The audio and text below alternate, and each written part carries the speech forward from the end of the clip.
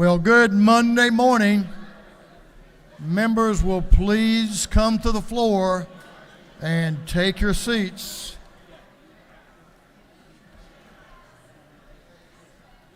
Members, please come to the floor.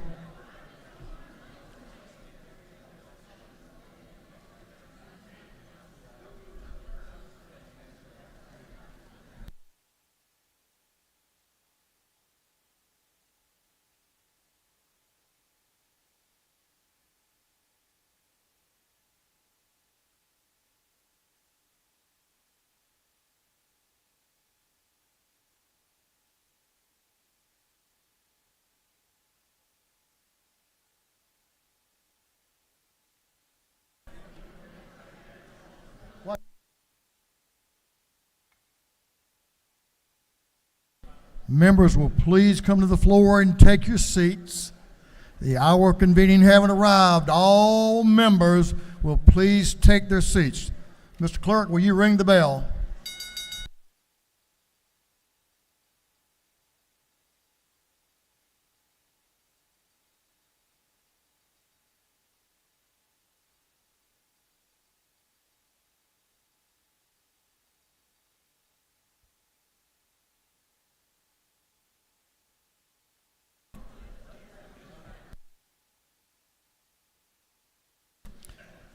We're going to have the morning roll call. All members present will please vote green to signify their presence in the chamber. And Mr. Clerk, will you unlock the machines?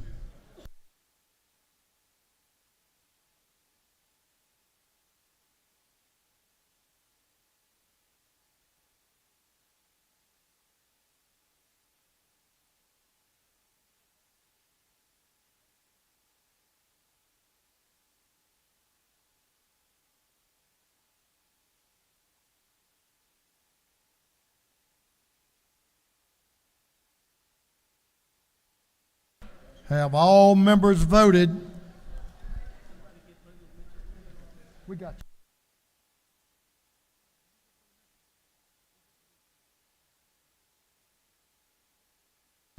Members, let me give you a heads up. We're getting ready to hear from the chaplain of the day, but I'm going to ask you, after the chaplain completes his message to us and we pledge the flag, I'm going to ask you, doorkeepers, to keep the doors closed. Not yet. I didn't ask you to do it yet. After the pastor brings this message, I'm going to ask you to, we pledge to keep the doors closed. We're going to have a brief video that I think we all will enjoy. It won't be long. And then we'll move on with the issues that are before us today. All members voted. If so,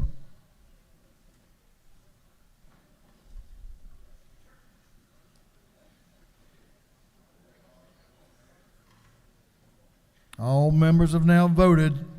Mr. Clerk, will you lock the machines? Doorkeepers, now, will you please close the doors and keep them closed? We will begin our day with, as is our custom, with scripture reading and prayer by the chaplain, after which we will pledge allegiance to the flag of our country. Now we have a pinch hitter introducing, and y'all, it's football season, I get it, it was, but we have a pinch hitter, that's baseball season. We have a pinch hitter introducing the chaplain of the day, the lady from the 88, no, you're from the 88, Representative Rhonda Taylor was supposed to, has invited our chaplain. I think Chairman Mitchell will probably allude to that, and she's having some throat issues, some voice issues, so we're going to allow Chairman Billy Mitchell to introduce the chaplain of the day. Chairman Mitchell.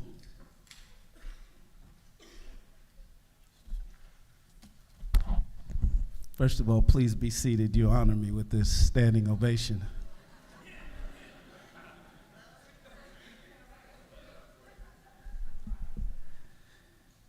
Our chaplain of the day is the presiding prelate of the 6th Episcopal District of the African Methodist Episcopal Church, which encompasses over 500 churches throughout the state of Georgia, chances are that each and every single one of you have at least one AME church in or near your district. Before being appointed bishop, he was the pastor of the St. Matthew AME Church in Orange, New Jersey, where he grew the congregation from 75 members to more than 2,800 members. Now, I often feel you can really gain insight about someone's background by seeing what motivates them to transform from a mere consumer of issues and policy to an advocate for change. Well, this former school board chair, County College Board of Trustees chair, board member of the largest healthcare system in New Jersey, from the most influential list in New Jersey, now to the most influential list in Georgia, who has received 5 pens from 4 different governors, including our very own Governor Kemp, to sign legislation Bishop has advocated for its passage. After the choir sings, the next, sorry, Speaker, force of habit. The next voice you'll hear is that of Bishop Reginald Jackson.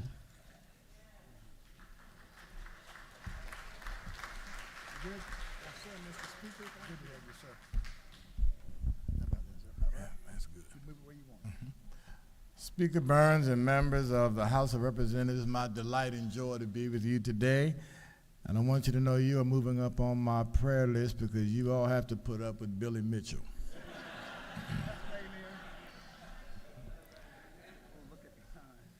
Happy to have all of the AMEs who are here today, and thank you so much for coming.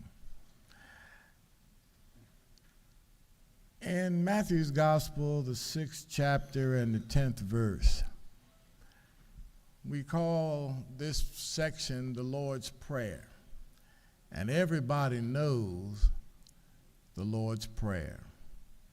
The Lord's Prayer is one of those passages that we know by heart.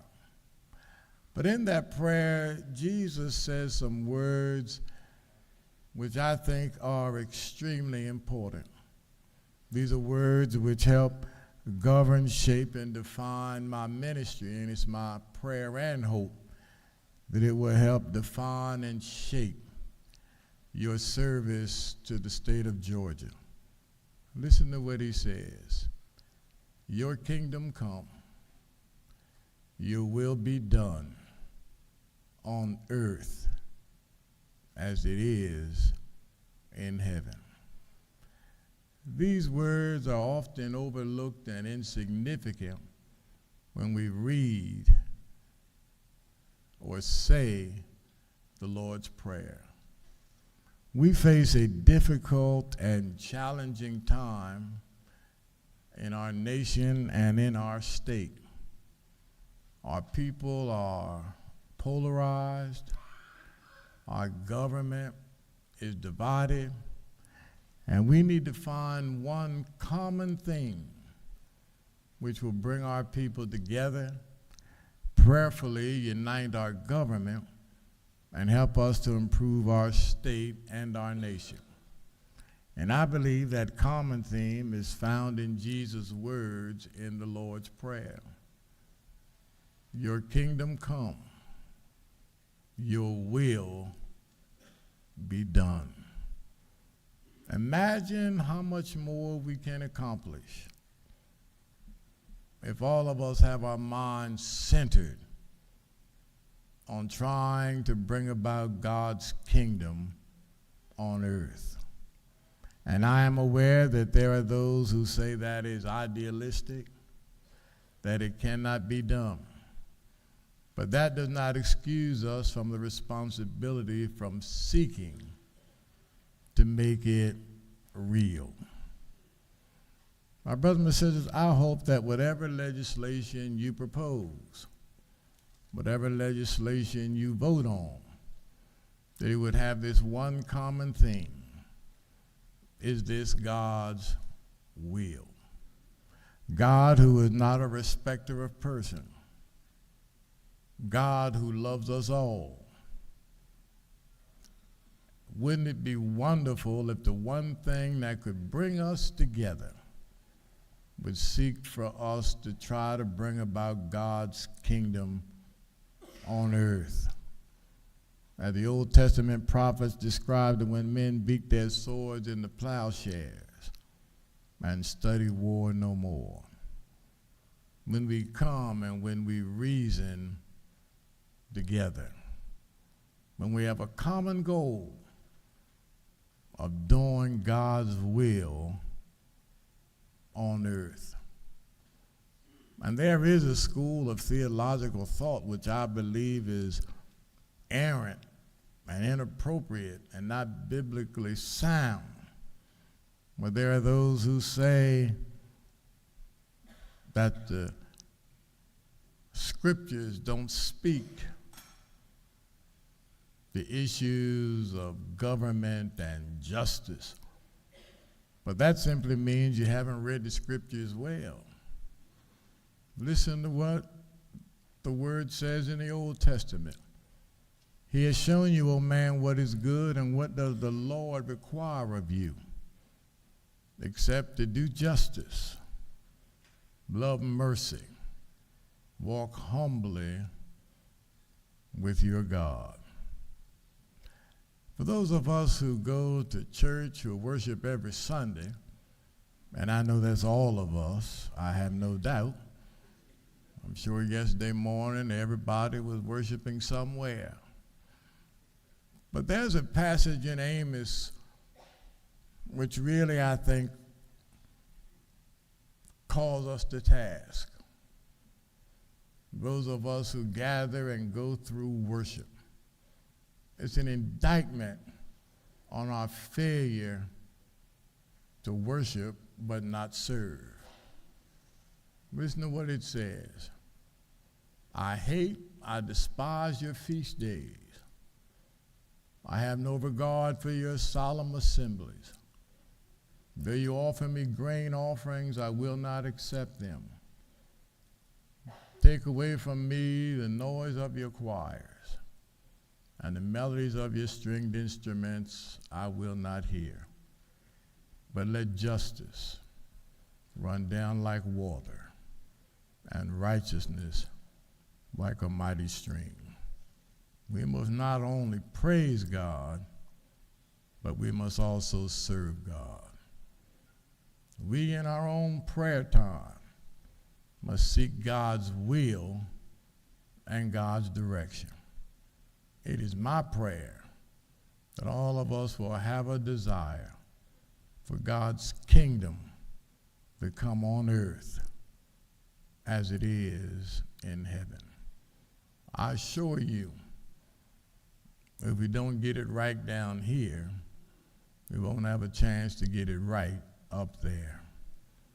Your kingdom come, your will be done on earth as it is in heaven. Will you stand and join with me in the Pledge of Allegiance? Let us pray. Our Father and God, we thank you for the blessing of this day. This is the day that you have made. Help us to rejoice and be glad in it. Remind us that with this day comes opportunity and responsibility. Help us to seize the opportunity which is before us to make this a better state, a better nation in which to live. And remind us that we are responsible for the opportunity you have provided us to please you. Lord, bless us individually, then bless us collectively. Bless the Speaker of this House as he provides leadership. Bless the Lieutenant Governor, the President of the Senate, as he presides over that chamber. Bless our governor who carries the awesome responsibility for leadership of this state. Remind us that everything rises or falls on leadership. Now forgive us of our sins. Continue to shower us with your grace. And may your mercy continue to bless us daily. In your name we ask it all. Amen. I pledge allegiance to the flag of the United States of America and to the republic for which it stands, one nation, under God, indivisible, with liberty and justice for all. All right. We're going to stop right there and take a picture. Oh, I'd be delighted to.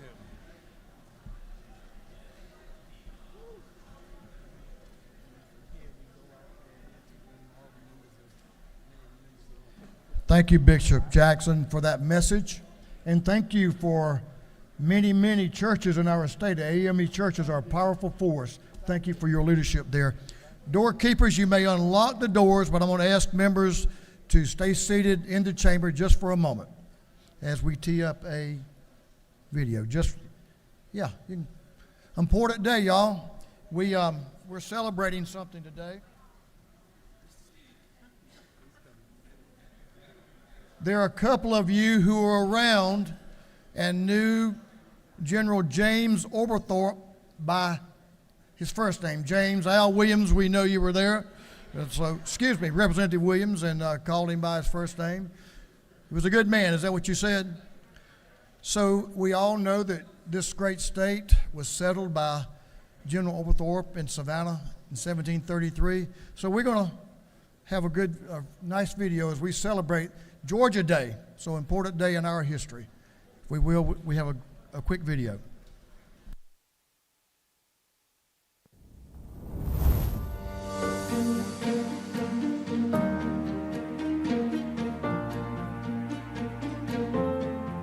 Each year, the Georgia Historical Society recognizes Georgia Day, the anniversary of the founding of the Georgia colony, as part of the Georgia History Festival. The Georgia Historical Society is the statewide educational and research institution responsible for collecting, examining, and teaching Georgia and American history. The Georgia History Festival is GHS's signature educational program, featuring a variety of public programs, exhibits, in-school events, teacher training, and classroom resources that help bring history to life for students of all ages.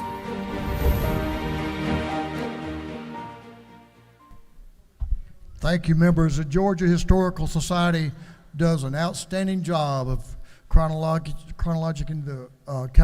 the history of our state, all over our state. So thank them for that video, and I hope we all enjoy this great Georgia Day. You may greet the pastor in the South Ante room. He's making his way out there, so you can go out and greet the bishop. We appreciate him being here.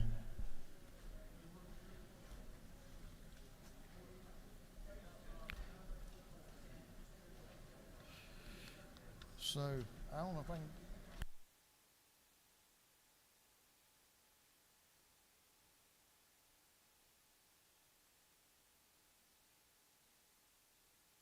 So, our doctor of the day is brought to us by Representative Derek McCullum, and it's of the 30th, and the doctor of the day is Dr. Jody Von Miller Brazil.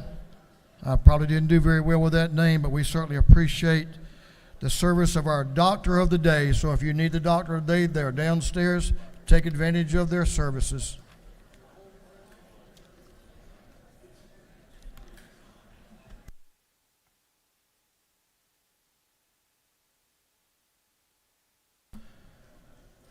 Chairman Tarvin, the chair of the Committee on Information and Audits, is recognized. Chairman Tarvin. Mr. Speaker, your Committee on Information and Audits has read the journal from the previous legislative day and found it to be correct. And something to think about, whatever the human mind can conceive and believe, it can achieve. That's profound there, Mr. Chairman, and I think we've seen that in the history of our country We are a country that achieves much with great technological advances that benefit us all. Chairman Tarvin, the chair on the Committee on Information and Audits, reports that the journal of the previous legislative day has been read and found to be correct. Is there any objection to dispense with the reading of the journal? Chair hears none. The reading of the journal is dispensed with. Is there any objection to the confirmation of the journal? Chair hears none, and the journal is confirmed. Mr. Clerk, will you read the resolution establishing the order of business for the day? Representative, illustration of the 104th moves following be established as the order of business during the first part of the period. Unanimous consents. Introduction of bills and resolutions. First reading and reference of House bills and resolutions. Second reading of bills and resolutions. Reports of standing committees. Third reading and passage of uncontested local bills and resolutions. Morning orders. Is there an objection to the adoption of the resolution establishing the order of business for the day? Chair hears none, and the resolution is adopted. Yes. First reading of bills and resolutions. The clerk will read. House Bill 1218 by Representative Lever to the 123rd, Way to the 9th, Gunther the 8th, Oliver the 82nd, Evans the 57th. Bill be titled Act to amend Article 1 of Chapter 5 of Title 53 of the Official Code of Georgia Annotated relating to general provisions relative to probate. Judiciary. House Bill 1219 by Representative Silcox, the 53rd, Stevens, the 164th, Holland, and the 54th. Bill be titled Act to amend Article 1 of Chapter 4, Title 32 of the Official Code of Georgia Annotated relating to general provisions relative to state, county, and municipal road systems. Public Safety and Homeland Security. House Bill 1220 by Representative Rhodes, the 124th, Williams, the 148th, Corbett of the 174th, Jones, the 25th, Houston, the 170th, and others. A bill be titled Act to amend Article 2, Chapter 2, Title 46 of the Official Code of Georgia Annotated relating to jurisdiction, powers, and duties. Energy, Utilities, and Telecommunications. House Bill 1221 by Representative Smith of the 18th, Cox of the 28th, Franklin of the 160th, Wiedauer of the 121st, and McDonald of the 26th. Bill be titled Act to amend Code Section 22-293 of the Official Code of Georgia Annotated relating to student attending school system and other system other than the student's residence. Education. House Bill 1222 by Representative Tran of the 80th, Howe of the 50th, Park of the 107th, Hong of the 103rd, Byrd of the 20th. Bill be titled Act to amend Chapter 4, Title 1 of the Official Code of Georgia Annotated relating to holidays and observances. Special Rules. House Bill 1223 by Representative Leverett of the 123rd, Petrie of the 166th, Prince of the 132nd, Jackson of the 128th, Adesanya of the 43rd. Bill be titled Act to amend Article 3 of Chapter 12 of Title 2 of the Official Code of Georgia Annotated, the Georgia Soil Amendment Act of 1976. Agriculture and Consumer Affairs. House Bill 1224 by Representative Fleming of the 114th, Scoggins the 14th, Dempsey the 13th, Mathiak of the 74th, Dickey the 145th, and others. Bill be titled Act to amend Subpart 5 of Part 3 of Article 7 of Chapter 3, Title 20 of the Official Code of Georgia Annotated relating to tuition equalization grants. Higher Education. House Bill 1225 by Representative Martin of the 49th, Jones the 25th, Hilton of the 48th. Bill be titled Act to amend Article 2, Chapter 8, Title 48 of the Official Code of Georgia Annotated relating to joint county and municipal sales and use taxes. Ways and Means. House Bill 1226 by Representative Hilton of the 48th, Townsend of the 179th, Mathis of the 149th, Jones of the 25th, Ridley of the 22nd, and others. Bill be titled Act to amend Subpart 2, Part 1 of Article 16 of Chapter 2 of Title 20 of the Official Code of Georgia Annotated relating to compulsory attendance. Education. House Bill 1227 by Representative Thomas of the 65th. Bill be titled Act to amend Article 2, Chapter 7, Title 16 of the Official Code of Georgia Annotated relating to criminal trespass and damage to property. Judiciary. House Bill 1228 by Representative Smith of the 18th. Bill be titled an Act to amend Article 1 of Chapter 91, Title 36 of the Official Code of Georgia Annotated relating to general provisions for public works bidding. Governmental Affairs. House Resolution 1067 by Representative Chastain of the 7th, Burns of the 159th, Ridley the 6th, Hatchett of the 155th, Jaspers of the 11th, and others. A resolution honoring the life of Mr. Mike Gibbs and dedicating a road in his memory. Transportation. House Resolution 1083 by Representative Gamble of the 15th, Gullett of the 19th, Jones of the 25th, Townsend of the 179th, Dubnik of the 29th, and others. A resolution creating the House Study Committee on Science, Technology, and Engineering. Education. That completes first readers.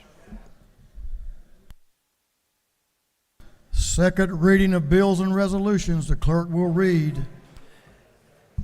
House Bill 853 by Representative Bell of the 75th, Ridley of the 22nd, Clark of the 100th, Miller of the 62nd, Glaze of the 67th, and others.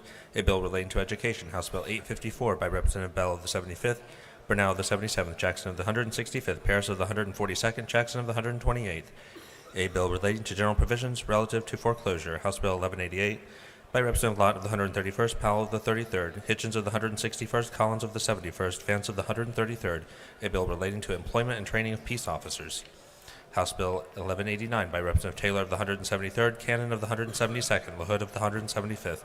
A bill to amend an act providing a new charter for the city of Barwick. House Bill 1190 by Representative Collins of the 71st, Powell of the 33rd, Chokas of the 151st, Gaines of the 120th, and Ridley of the 6th. A bill relating to professions and businesses. House Bill 1191 by Representative Park of the 107th, McGall of the 105th, Clark of the 108th, Alva of the 50th, Draper of the 90th, and others. A bill relating to government transparency and campaign finance. House Bill 1192 by Representative Carson of the 46th, Martin of the 49th, Blackman of the 146th. A bill relating to exemptions from sales and use tax. House Bill 1193 by Representative McDonald of the 26th, Hitchens of the 161st, Lumpson of the 12th, Hong of the 103rd, and Collins of the 71st. A bill relating to motor vehicles and traffic. House Bill 1194 by Representative Dubnik of the 29th, Hilton of the 48th, Ballard of the 147th, Hagan of the 156th, Chokas of the 151st, and others. A bill relating to a student attending school in system other than system of students' residence. House Bill 1195 by Representative Kendrick of the 95th, Jackson of the 128th, Kelly of the 16th, Green of the 154th, Buckner of the 137th, and others. A bill relating to the imposition rate, computation, exemptions, and credits relative to income taxes. House Bill 1196 by Representative Evans of the 89th, Drenner of the 85th, Stoner of the 40th, Hutchinson of the 106th, Buckner of the 137th, and others. A bill relating to public utilities, public transportation. House Bill 1197 by Representative Houston of the 170th, Powell of the 33rd, Green of the 154th, Jackson of the 128th, Perkle of the 169th, and others. A bill relating to imposition rate, computation, exemptions, credits relative to income taxes. House Bill 1198 by Representative Bazemore of the 69th, Bennett of the 94th, Beverly of the 143rd, Jones of the 25th, Carter of the 93rd, and others. A bill relating to elementary and secondary education. House Bill 1199 by Representative Perkle of the 169th, Green of the 154th, Jackson of the 128th, Corbett of the 174th, and Jackson of the Jaspers of the 11th. A bill relating to maintenance of statistics of architectural and engineering firms doing business with the state and ineligibility of firms. House Bill 1200 by Representative McCollum of the 30th, Powell of the 33rd, Corbett of the 174th, Ridley of the 6th, Jaspers of the 11th. A bill relating to restoration of license to persons completing defensive driving course or alcohol or drug program. House Bill 1201 by Representative Gaines of the 120th, Smith of the 18th, Jones of the 47th, Silcox of the 53rd, Hong of the 103rd, and others. A bill relating to vacating of sentence for trafficking victim defendants and review of individuals' criminal history, record information, definitions, privacy considerations, written application, requesting review and inspection. House Bill 1202 by Representative Reese of the 140th, Hughley of the 141st, Smith of the 138th, and Buckner of the 137th. A bill relating to redevelopment powers. House Bill 1203 by Representative Kelly of the 16th, Silcox of the 53rd, Jones of the 25th, Reeves of the 99th, Roberts of the 52nd, and others. A bill relating to dispossessory proceedings. House Bill 1204 by Representative Lumsden of the 12th, Hawkins of the 27th, Cooper of the 45th, Silcox of the 53rd, Taylor of the 173rd. A bill relating to insurance. House Bill 1205 by Representative Jones of the 25th, Chet Williams of the 148th, Cox of the 28th, Ridley of the 6th, Cannon of the 172nd, and others. A bill relating to deceptive or unfair practices.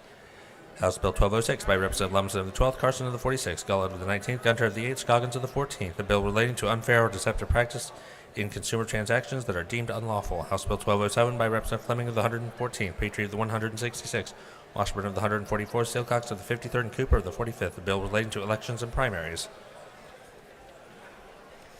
House Bill 1208 by Representative Schofield of the 63rd, Beverly of the 143rd, Clark of the 108th, Hughley of the 141st, Burnell of the 77th, and others. A bill relating to housing generally, general provisions regarding education, general provisions regarding labor, industrial relations, labor practices relative to public officers and employees. House Bill 1209 by Representative Clark of the 100th, Reeves of the 99th, Kelly of the 16th, Jones of the 25th, Daniel of the 117th, and others. A bill relating to dependency proceedings. House Bill 1210 by Representative Lim of the 98th, Crow of the 118th, Wilkerson of the 38th, Maynard of the 56th, Fry of the 122nd. A bill relating to general provisions Department of Community Affairs. House Bill 1211 by Representative Fry of the 122nd, Park of the 107th, Cannon of the 58th, McLean of the 109th, Hawley of the 116th. The bill relating to labor practices of public officers and employees. House Bill 1212 by Representative Glaze of the 67th, Mitchell of the 88th, New of the 64th, Gladney of the 130th, Roberts of the 52nd. A bill relating to Georgia State Employees' Pension and Savings. House Bill 1213 by Representative Glaze of the 67th, Townsend of the 179th, Gladney of the 130th, Mitchell of the 88th, Roberts of the 52nd. A bill relating to employees' insurance and benefits plan for public officers and state employees. House Bill 1214 by Representative Neal of the 79th, Werkheiser of the 157th, Miller of the 62nd. A bill relating to procedure for sentencing and imposition of punishment and grants of pardons, paroles, and other relief. House Bill 1215 by Representative Cannon of the 58th, Bazemore of the 69th, Miller of the 62nd, Davis of the 87th, Owl of the 50th, and others. A bill relating to the Department of Public Health. House Bill 1216 by Representative Cannon of the 58th, a bill relating to medical assistance. House Bill 1217 by Representative Neal of the 79th, Douglas of the 78th, Hawley of the 116th, Bell of the 75th.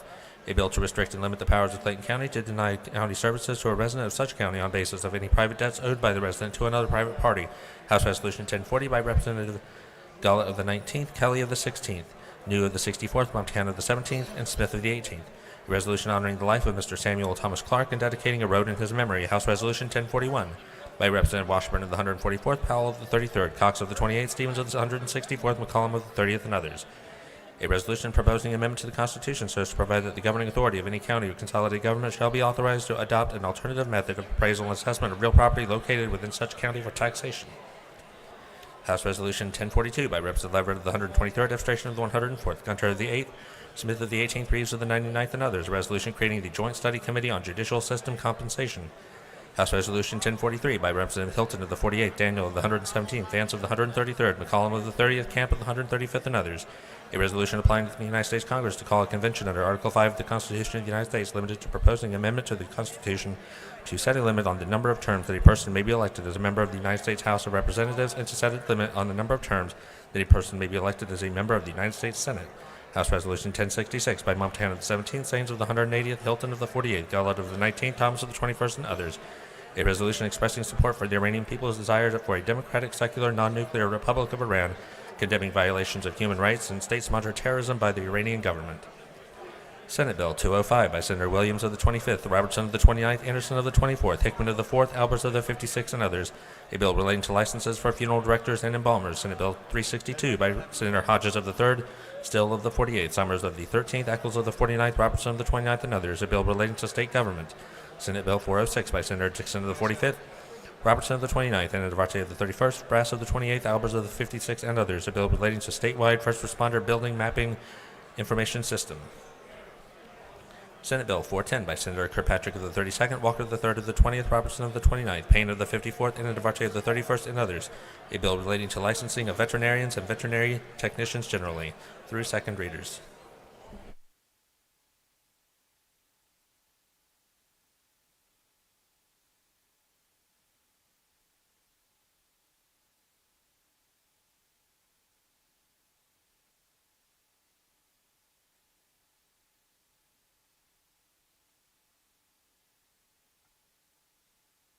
Members, if I can get your attention, please. Now, sure, I love each and every one of you in this house, but one of the best and one of my favorite House members ever, Pam Dickerson, Representative Pam Dickerson is here. After 49 years with Delta, 49 years.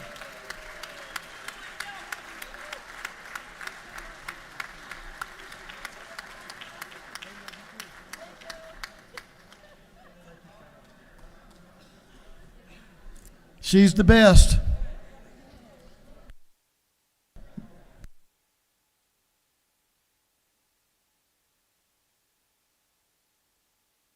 Reports of standing committees, the clerk will read.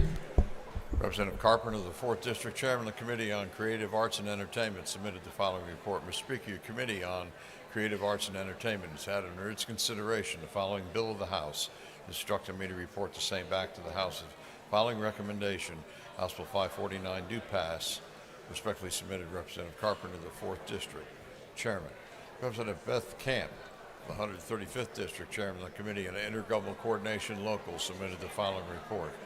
Mr. Speaker, your Committee on Intergovernmental Coordination and Locals had under its consideration following bills of the House, instructed me to report the same back to the House with following recommendations. House Bill 1135 do pass. House Bill 1174 do pass. House Bill 1025 do pass by substitute. House Bill 1140 do pass. House Bill 1141 do pass. House Bill 1143 do pass. House Bill 1145 do pass. Respectfully submitted, Representative Beth Camp of the 135th District. Chairman. Representative Jay Collins, the 71st District, Chairman of the Committee on Public Safety and Homeland Security, submitted the following report.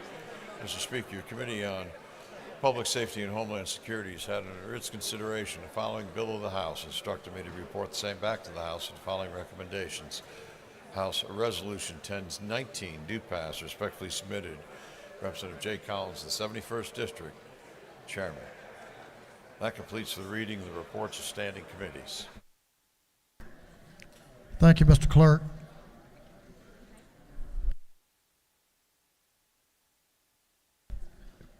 If members will come to the floor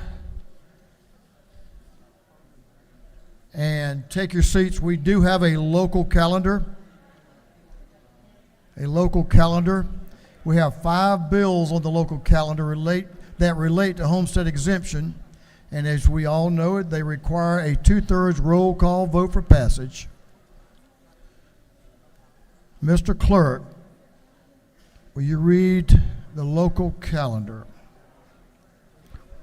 Well, Mr. Clerk, I'm going to get this exactly right. Third reading and passage of uncontested local bills. If there is no objection, we will vote on the local calendar as a whole with a recorded vote. Hearing none, is so ordered. Now, Mr. Clerk, will you read the local calendar? House Bill 1135 by Representative Hatchett of the 155th Town of Dexter. House Bill 1174 by Representative Smith of the 138th Harris County. House Bill 1025 by substitute by Representative Ridley of the 22nd Cherokee County.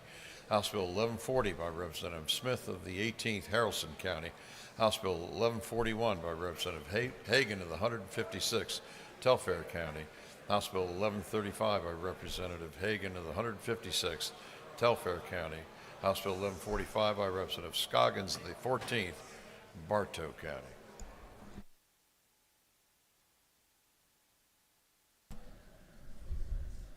Is there any objection to the previous question being ordered on the local calendar? Chair has none. The previous question is ordered. Is there any objection to agreeing to the report of the committee, which was favorable to the passage of the bills? Chair hears none. The report of the committee is agreed to. Shall these bills now pass? All those in favor of the passage of the bills on the local calendar will vote yes. All those opposed will vote no. And Mr. Clerk, will you unlock the machines?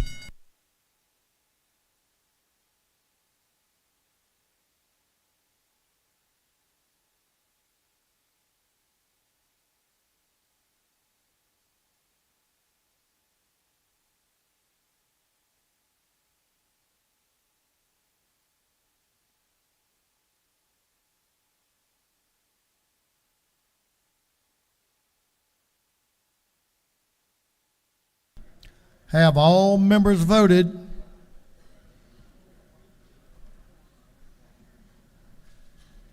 All members voted.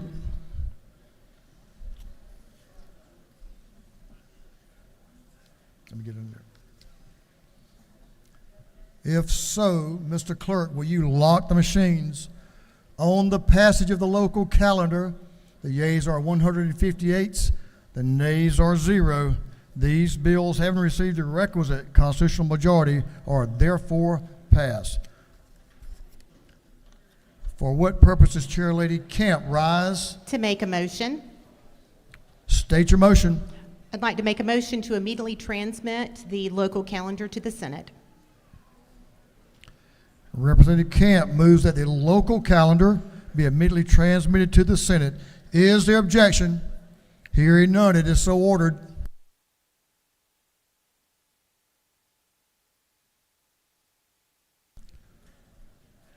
We'll move on to morning orders.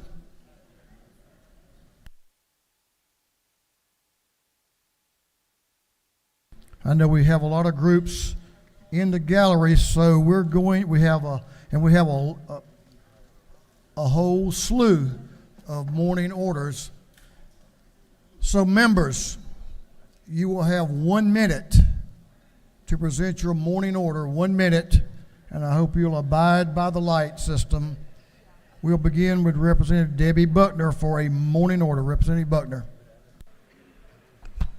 Thank you, Mr. Speaker. Today, in February, is Cancer Prevention Month, and today we have some visitors from Georgia Core and the not just West Central, all of the regional coalitions. But I want to take a minute, and I'm going to talk fast. Cancer continues to be the second leading cause of death in Georgia. And the American Cancer Society estimates that more than 60,000 Georgians will be diagnosed each year with cancer. If you have a family history of cancer, or if you are over the age of 40, you need to have a conversation with your medical care provider about ways that you can be screened for breast, lung, colon, cervical, whatever kind of cancer, and make sure that you are taken care of early, because many of the cancers, there's no prevention other than early detection. I want to give a short shout out to a couple of people that are very meaningful in my life, and one is a doctor in Columbus who is unique. She is Dr. Cynthia Fernandez is an OBGYN, and Dr. John Catrone, who has an eagle eye to find things as a diagnostic radiologist, and Dr. Grant Carlson, who did the first removal of tumor and reconstruction here in Atlanta. These people, along with CORE, do a great job for us. And I see the red light, but I do want to do the thing I came to do, and that is invite you at 1 o'clock to the South Steps to meet some of these providers and learn more about cancer prevention. Thank you, Mr. Speaker. Representative Buckner, we do have some very important announcements today of morning orders. None more important than that one. Thank you for all of those here that help us with cancer prevention. Representative Bennett, Representative Hughley, Representative Kendrick, Representative Willis. Oh boy, we got a good one coming on here, y'all. Give them a minute to get to the well to join you. Oh, well, y'all want to wait a minute? Okay, we can do that. Representative Hughley, you want to do, your other one's not here either? Well, you can wait if you want to. Okay. It is Georgia Day, what can I say? Representative Rhonda Taylor is recognized for a morning order. Thank you, Mr. Speaker. Just a quick shout out to those AMEs. I think they've transitioned to their room, but just to let you know that at 12:40 on the South Wing steps, we will be taking a picture and doing a press conference. All is invited. Thank you, Mr. Speaker. Thank you, Representative. Representative Henderson is recognized for a morning order. Thank you, Mr. Speaker. Today is Cancer Prevention Day at the Capitol. I'd like my colleagues to join me. If you're dressed in pink or not, you're welcome to come up. We're all in this together. A resolution for Dr. Jan Jackson. Would you please stand, Dr. Jackson, Oncology Director, Wellstar Cobb Health System. Over a decade of radiation treatment. Thank you, Dr. Jackson, for your loyalty and your service in the field of oncology. We also have Dr. Makita Rayton, Oncology Clinical Manager, Grady Hospital. Let's give Dr. Makita a hand. She works diligently with Morehouse School of Medicine with prostate cancer, presenting survivors and even counseling them and spearheading them in the way of counseling in order for them to be better with early detection. Thank you, Dr. Rayton. CEO, East Georgia Cancer Coalition, Smitha Ahmed, 53 counties she's with. I know I've seen the red light. Tracy Tooks and her mom, Annette Tooks, Speak Life Cancer Care Ministry at New Birth Missionary Baptist Church with Dr. Jamal Bryan as pastor. And last but not least, thank God for my husband. Thank you, honey, for your support. Jerome Henderson. There is no cure for cancer, but we can beat it with early detection. Early detection saved lives. Early detection saved my life. Thank you, Mr. Speaker. God bless you, everyone. Thank you, Representative Henderson. Thank you all for being here, doctors, and thank you for what you do every day for Georgians and to extend our lives and give us a better life. We appreciate it.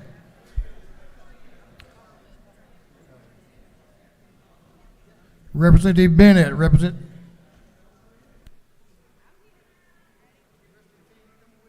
Hughley, Representative Kendrick, Representative Willis, you're recognized for a morning order. Where are they? Well, good morning, colleagues.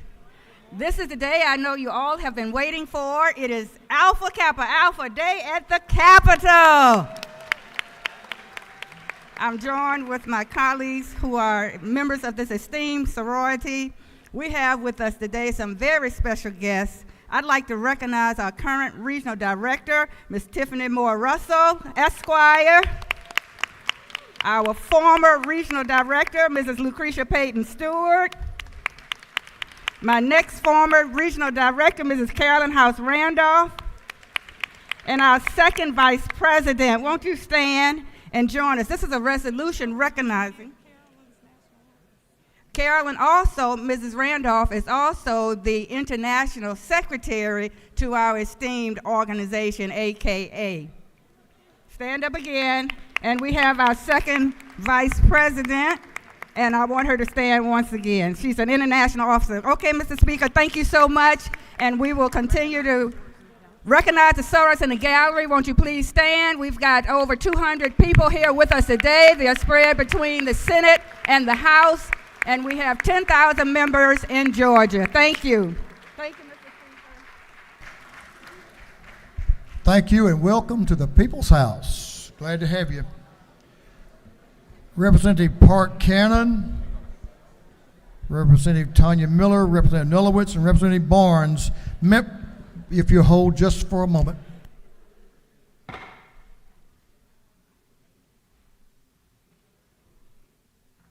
Members will please take seats and give the member in the wheel your attention. Proceed. Thank you, Mr. Speaker. Thank you, members. Today, this Monday morning, we're coming to just ask for a moment of silence for one of our Georgians who passed away. Her name is Sarah Lynn McFather. Her family is here in the gallery. Her beautiful son, Ben, is here. Her loving husband, Danny, is here. And both the parents are here as well. She passed away from cancer, and on a day like today, we're just super grateful that her family would come by to spend some time. Her life was spent well here in the state of Georgia. She was a longtime member of the Junior League of Atlanta, and she volunteered countless hours at the Atlanta Community Food Bank, issues that are dear to District 58. So we just want to ask for a moment of silence to let her know that we're caring about her and thinking about her today. Thank you, and I yield the well. Thank you, Representative Cannon. And to the family, thank you for being with us, and our prayers go out to you, and thank you for the contribution of a great Georgian. Thank you. Chairman Wiedauer, Representative Gaines, recognized for a morning order. Thank you, Mr. Speaker. Today we rise to honor the 2023 GSHA. So stand up, stand up. I see you up there. Prince Avenue Christian. Last week we celebrated women in sports, and I think it's very appropriate that they brought home the first women's state championship to the school in school's history. And we wanted to congratulate you for that incredible accomplishment and incredible record of 39-1. Thank you guys for being here. Softball. Thank you guys. Congratulations. Good to have you, ladies. What a season. What a season. Chair Lady Mathiak is recognized for, and Chairman Knight for a morning order. Thank you, Mr. Speaker, and good morning. Today, Chairman Knight and I get to welcome a very dear friend of ours, Zion Wilson from Spalding High School, and his administrator from Spalding High that is the faculty member for the Spalding High School Family and Career Leadership Association. We are so proud to have you all here today. Thank you for being here, and thank you, Ms. Shelley Worley, for all you do for those students at Spalding High School. Thank you, Mr. Speaker. Thank you for what you do, and welcome to the Capitol. Representative Al is recognized. You have anybody with you, or you got it by yourself? No, just me. Lady has it by herself. This is a good one, y'all. Listen up. We have a lot of medical people here today. So today I'd like to commend and welcome the student anesthesiologist assistants with the Georgia Association of Anesthesiologist Assistants. Pronunciation. So good. Welcome to the People's House. Thank you for all you do on behalf of our patients, and if you could please stand to be acknowledged. They're here.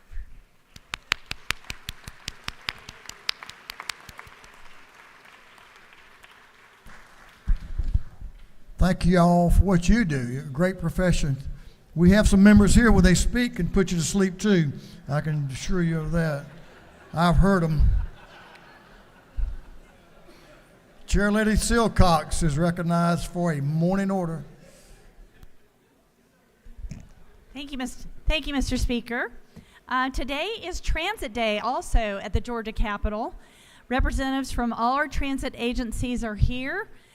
You may have received this flyer last Friday, and the theme for this year is the year of rapid expansion, since MARTA is rolling out many of its bus rapid transit lanes in preparation for the 8 World Cup games that we're going to host in Atlanta in 2026. So try to stop by room 2016 between 10 and 12 to visit with folks from MARTA, Augusta, Gwinnett, Cobb, and others. Thank you very much. Thank you. Representative Reese is recognized for a morning order. Thank you, Mr. Speaker. Mr. Speaker, on this day, February the 12th, 1909, the nation's largest and most widely recognized civil rights organization was born, and that is the NAACP. Today is NAACP Capitol Day at the Capitol, and I just want to remind us that some 60 members were called to start this organization, 7 of whom were African American: W.B. Du Bois, Ida B. Wells, and Mary Church Terrell, just to speak of a few. But today we do have with us the state president of the NAACP, Attorney Gerald Griggs, in the gallery with us. Mr. Griggs, if you will, please rise so we can give you a round of applause. Thank you for what you do for the state of Georgia. Thank you. Welcome to the People's House. Good to have you. Chair Lady Dempsey is recognized for a morning order. Thank you, Mr. Speaker. Good morning, members. Today in our gallery, we are joined by Together Georgia. They are not only visiting us, but will be visiting many of you too in your offices and as you pass through the halls today. Just as their name states, Together Georgia serves as a unified voice for Georgia's vulnerable children and their families. They are located statewide and serve as a leader in Georgia's child and family welfare policy making. Their engaged network provides family preservation and support programs, education programs, psychiatric residential treatment facilities, adoption and maternity homes, family foster care, therapeutic foster care, community group homes, emergency care, outdoor therapeutic programs, and independent living and aftercare programs for children and youth aging out of our state system. They are no doubt very busy. Please join me in recognizing Together Georgia, its staff, provider partners, and volunteers. I stand with you with a grateful heart for your past, present, and future work on behalf of our most vulnerable children, youth, and their families. Thank you. Thank you, Mr. Speaker. Thank you. We appreciate y'all being here. Chairman Petrie, Representative Franklin, Whip Burchett, recognized for a morning order. Thank you, Mr. Speaker. It is my honor Let's get Representative Franklin up there. Yes, sir. And we're waiting on Chairman Stevens, I believe, is preoccupied, but he should be here as well. It is my honor to recognize, y'all stand up, guys, members of the Richmond Hill High School, along with our Richmond Hill Mayor, Russ Carpenter, are here today. And I want y'all to know something, guys. There is only one member of this body that is a graduate of Richmond Hill High School, a Wildcat, and that is Mr. Whip here, Burchett. Thank y'all for being here today.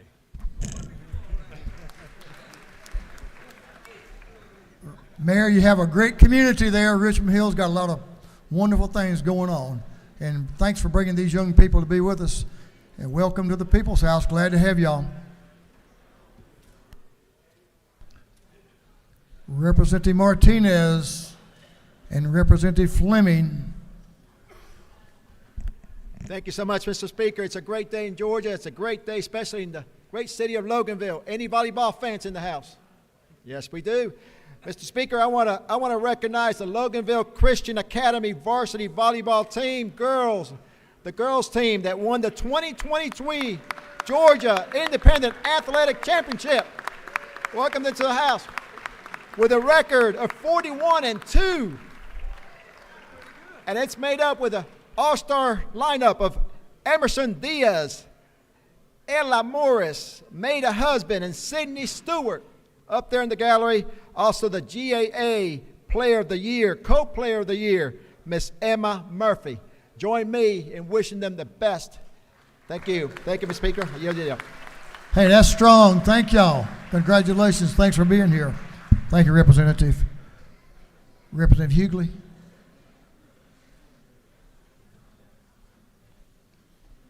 Representative Hughley is recognized. Are you going to bring someone with you? Yes, Representative Buckner and Reese. Representative Buckner and Reese. And would you Smith. join Representative Hughley down at the well? Representative Teddy Reese. He's MIA right now. Already got a red light, okay. Thank you, Mr. Speaker, ladies and gentlemen of the House. Today is Columbus Day at the Capitol. And we're having a group from Columbus that's going to be with us today. And in your offices, you will find a special Coke that says, "Thank you from Columbus." So on behalf of the people of Columbus, Georgia, we thank you for the work that you do. And we remind you that the formula for Coke was founded in Columbus, Georgia. So thank you so much. I have one other group, Mr. Speaker. They're for some reason the children can't get in, but we have young people from Reese Road Leadership Academy with us today. And Reese Road Leadership Academy is where we train young leaders on the 7 habits of a successful leader. And so they are delighted to be here at the Capitol. So if you see them in red, say hello, and thank you so much for allowing us to be here today. Thank you. Did you say that Coke was formulated in Columbus? I didn't ask you. I asked her.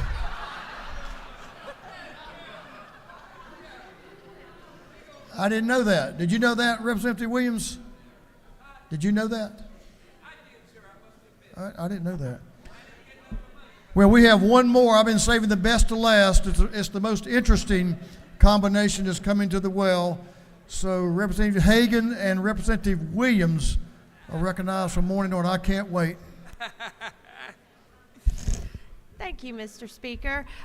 Today I have got a couple of special people from Lions that are here. Jonathan and Ashley Gordy are still up there by themselves in the up here.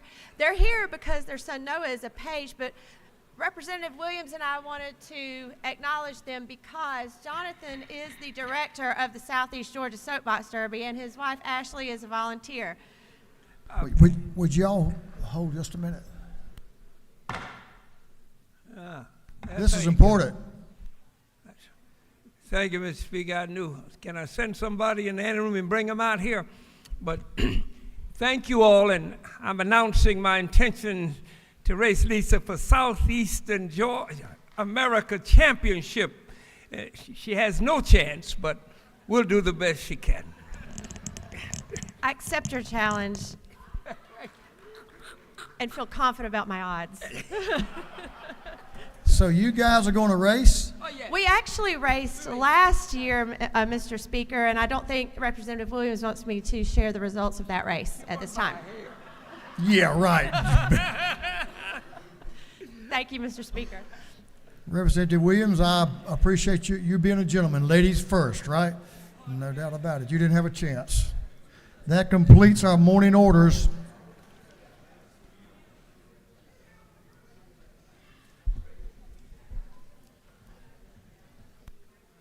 I have a morning order. I want to recognize my clerk, Jason Bragg, who's up in the gallery. Good to have you, sir. And all the clerks that are in the building today, they provide a great, essential, have a responsibility to all of us and make sure our court system works efficiently and stays on time and gets the work done. So thank y'all for being here. We appreciate y'all all.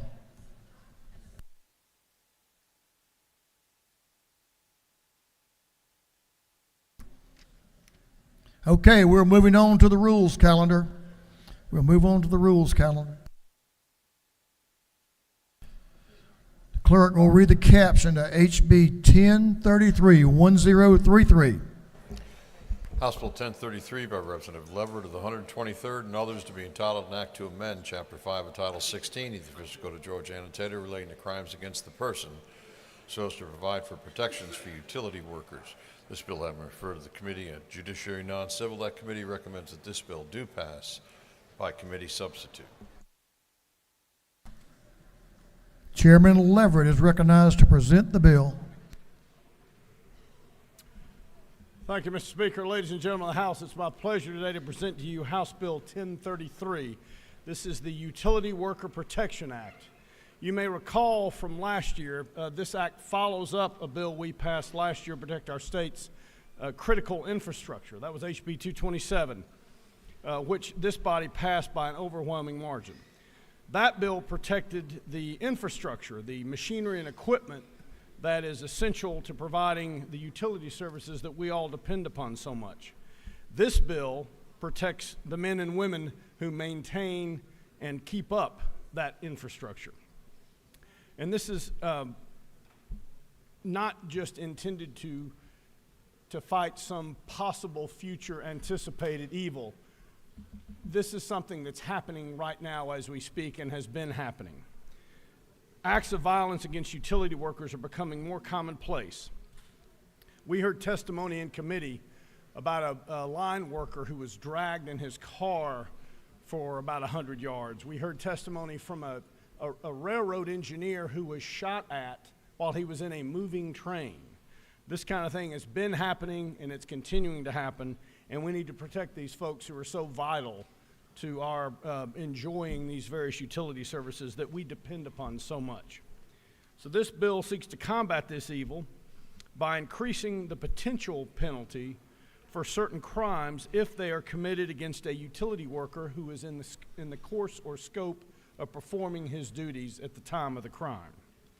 It takes 4 selected crimes: simple assault, simple battery, aggravated assault, and aggravated battery, and increases the range, the potential range of penalties that the court can consider. So, for example, we take simple assault and simple battery. Those are currently misdemeanors generally. If, however, the crime is committed against a utility worker while performing their duties, this bill would propose that those crimes become a misdemeanor of a high and aggravated nature. So basically, we're going from a potential penalty of up to $1,000 and up to a year in jail to up to a year in jail and up to $5,000 as a fine.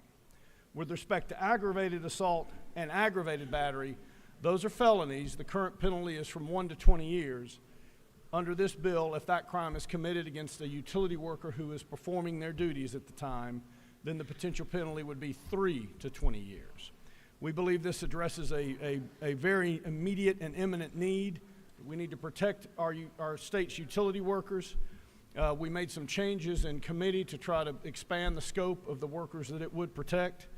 And it is supported, I think you've got some letters on your desk today, is supported by quite a number of organizations, including the Georgia Chamber and the transmission associations. and we would ask that you favorably consider and vote for this bill to protect our state's utility workers who are working so hard for us every day. Mr. Speaker, I'll yield for questions. There are no questions. Thank you, Madam Speaker. I ask your favorable consideration of House Bill 1033. The gentleman has yielded the well. Is there any objection to the previous question being ordered? The chair hears none. The previous question is ordered. Is there any objection to adopting the committee substitute? The chair hears none. The committee substitute is adopted. Is there any objection to agreeing to the report of the committee, which was favorable to the passage of the bill? The chair hears none. The report of the committee is agreed to. Shall this bill now pass? All in favor of the passage of the bill will vote yes. All those opposed will vote no, and the clerk will unlock the machine.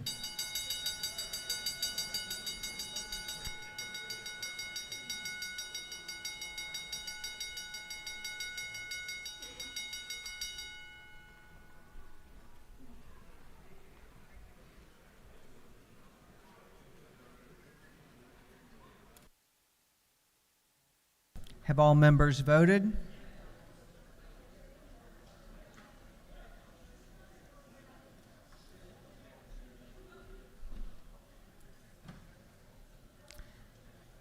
Have all members voted?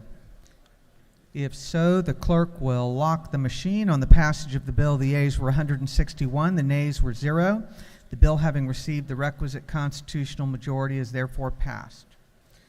Clerk will read the caption to House Bill 461. House Bill 461. House Bill 461 by Representative Thomas, the 21st, and others to be entitled an act to amend Article 1 of Chapter 13 to Title 48 of the official code of Georgia annotated relating to general provisions regarding specific business and occupational taxes, so as required that the proceeds of local government regulatory fees be used to be paid for regulatory activities. This bill has been referred to the Committee on Ways and Means. That committee recommends that this bill do pass by committee substitute. The chair recognizes Representative Thomas to present the bill. Thank you, Madam Speaker.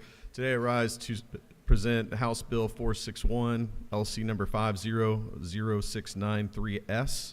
This bill basically sets up so that regulatory fees are so we don't charge extra or try to generate revenue off of regulatory fees. It does so on lines 23 through 25 by saying regulatory fees shall be used to fund such regulatory activity and not general operations of the local government. Additionally, it changes but modifies one of the 6 methods to calculate that by adding in lines 39 through 40 or for extensive renovation projects, and defines an extensive renovation project to be valued at $75,000 or more. Additionally, because of this change, it allowed us to get rid of the 6th method. That's the bill, and be happy to take questions. There are no questions. Thank you, Madam Speaker. With that, I yield the well and ask for your favorable consideration. The gentleman has yielded the well. Is there any objection to the previous question being ordered? The chair hears none. The previous question is ordered. Is there any objection to adopting the committee substitute? The chair hears none. The committee substitute is adopted.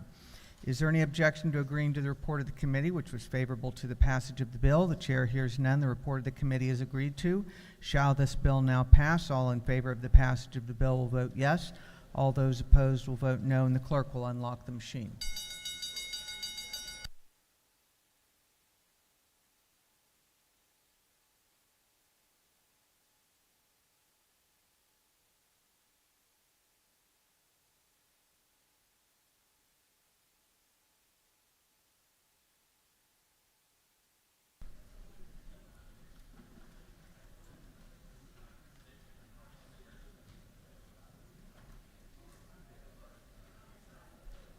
Have all members voted?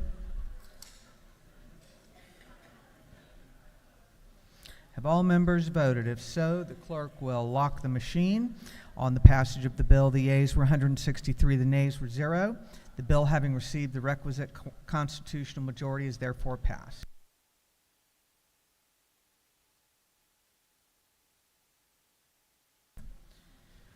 Clerk will read the caption to House Bill 516. House Bill 516. House Bill 516 by Representative Jaspers the 11th, Ballinger the 23rd, and others to be entitled an act to amend Article 4 of Chapter 2 of Title 32 of the official code of Georgia annotated relating to exercise of power to contract by the Department of Transportation so as to increase the minimum amount for a public road construction or maintenance contract. This bill has been referred to the Committee on Transportation. That committee recommends that this bill do pass by committee substitute. Chair recognizes Representative McCollum to present the bill. Thank you, Madam Speaker. Good morning. Today I rise, I have a bill, it's a DOT department bill. This bill raises the limits on quick response projects from $200,000 to $500,000 due to inflation over the past 10 years. Also, it updates the P3 statute to adjust the timing of the public hearing to earlier in the process and the GDOT board final approval. Lastly, it increases the modular homes from 80 to 84 feet so they can be transported, but it does not increase the weight. That's my bill. I'll stand for questions, Madam Speaker. Gentleman has, you'll take questions? A few, Mr. Speaker. I know this is, you're new at this game being in the well, but you know you could have yielded the well, but since you didn't. The gentleman from the 6th to your right, Representative Ridley, Jason Ridley, has a question. He's recognized for a question. My friend yielded for a question. Yes, for you. You said that you're increasing the length from 80 foot to 84 foot on mobile or modular homes? Either one, mobile or modular home, whichever terminology you'd like to use. Could you explain the difference? Well, I think a mobile home and modular homes just constructed differently with the 2x4s and things like that. So, but to be honest, no, I couldn't. Okay, follow up question there, if you don't You mind. don't have to yield. I'll yield. So, is an 80 foot what a regular person buys, and 84 foot's what you buy if you win the lottery? Is that the difference? That sounds correct. Okay, thank you. Is that the way it is in your district?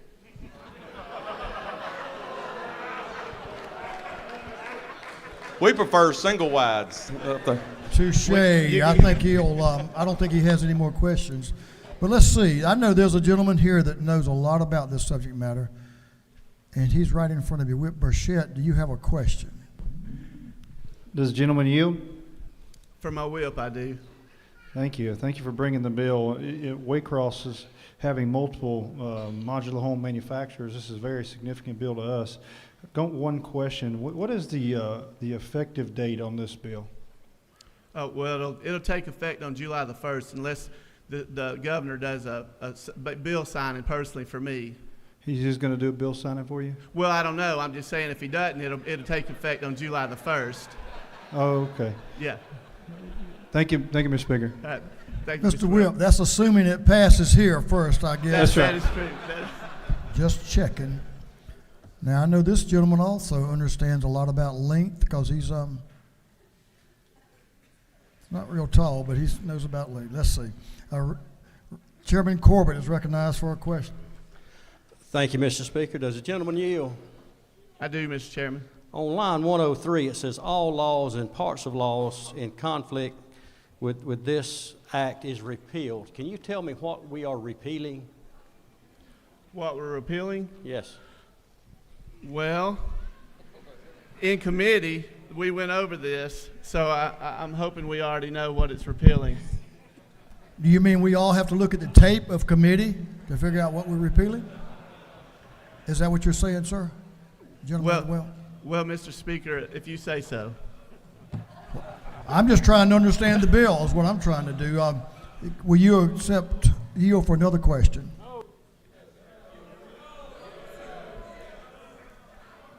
I'll yield for one more, Mr. Speaker. This will come from the, maybe this gentleman can help you on what was said in committee. Chairman Jasper is recognized for a question. Thank you, Mr. Speaker. Does the gentleman yield? I do for you, Mr. Chairman. You say that with reservation. I should have listened to the speaker and yielded, but. Well, I just had a question on your comments you made about the bill that we worked so hard on in committee. That we talked about the length of modular homes being increased 4 feet. Is that true? From 80 to 84, yes. Is that not true? Then you also said it did not increase the weight of a modular home. Do you have some new law of physics that we're not aware of? Well, the only thing I can think of, maybe they transform without appliances. Ah. That's the only thing I can think of. Well, I do believe, I think in committee, to clarify, we would increase the weight, but it stayed way below the weight increase that we all worked on last year. Thank you for doing the work on the bill. All right, thank you, Mr. Chairman. For that, I yield the will. I appreciate your consideration. Do pass. Well, you did have a serious question, but you've yielded well. Good decision. Not that all those were not serious. So am I to understand this is the first time you've been to the well and presented the bill? Outstanding. You're not welcome back. Is there any objection to the previous question being ordered? Chair hears none. The previous question is ordered. Is there any objection to adopting the committee substitute? Chair hears none. The committee substitute is adopted. Is there any objection to agreeing to the report of the committee, which was favorable to the passage of the bill? Chair hears none. The report of the committee is agreed to. Shall this bill now pass? All in favor of the passage of the bill will vote yes. All those opposed will vote no. And Mr. Clerk, will you unlock the machine?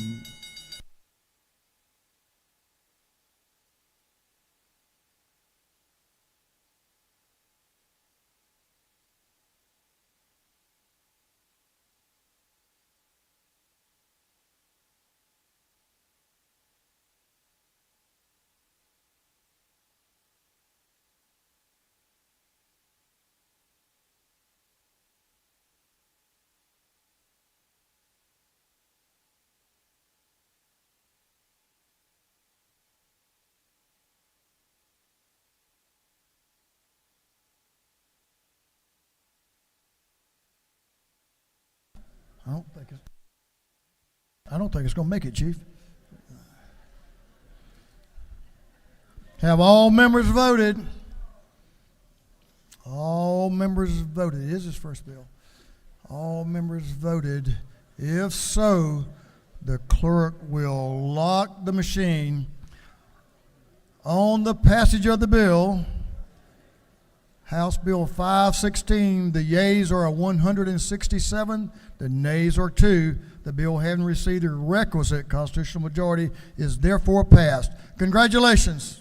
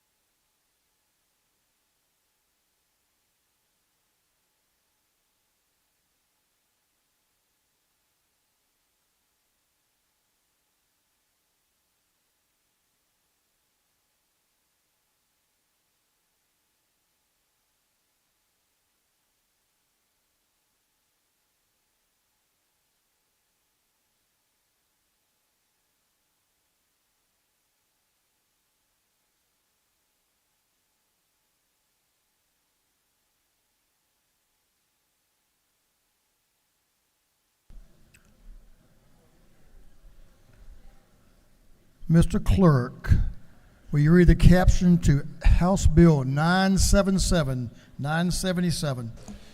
House Bill 977 by Representative LaHood of the 175th and others to be entitled an act to amend chapter.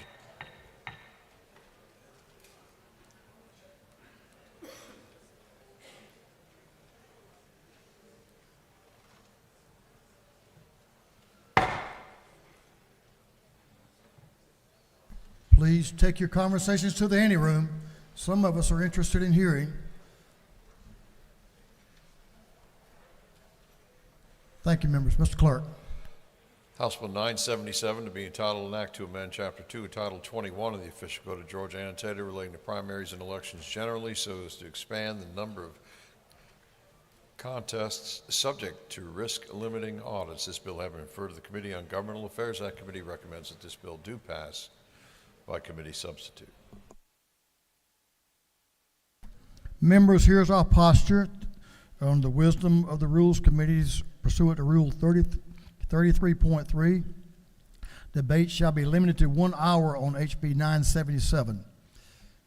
There is a minority report on your desk, and we will hear from the author of the bill as he explains the bill, and then we'll see where the next step is as far as those that may like to speak to the bill. Chair recognizes Chairman LaHood to present the bill. Thank you, Mr. Speaker and members. House Bill 977 is the result of a working group, an election integrity working group that the Speaker asked us to conduct over the summer and fall. And what this bill does, it increases transparency, accuracy, and accountability in our elections. And it allows us to move on from the status quo and dig in and expand the number of hand count verifications that we're doing. And so what the bill does is requires that the top of ballot race is audited, and then it also requires that a statewide race get audited.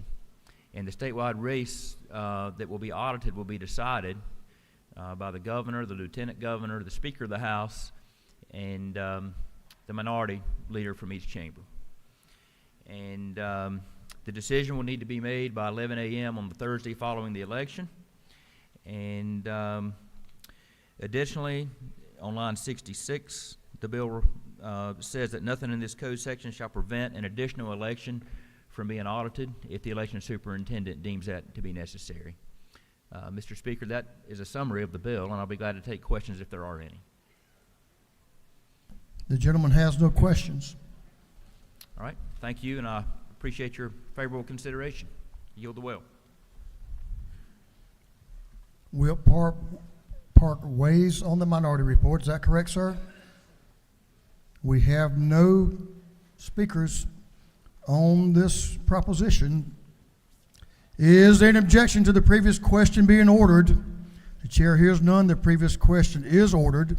Is there any objection to adopting the committee substitute? The chair hears none. The committee substitute is adopted. Is there any objection to agreeing to the report of the committee, which was favorable to the passage of the bill? The chair hears none. The report of the committee is agreed to. Shall this bill now pass? All in favor of the passage of the bill will vote yes. All those opposed will vote no. And the clerk will unlock the machine.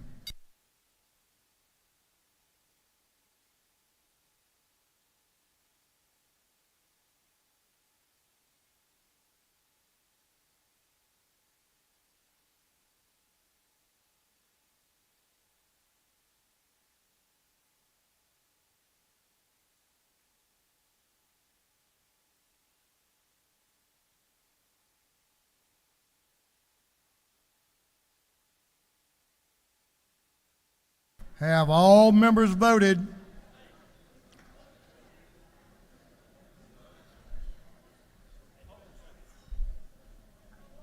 All members voted. If so, the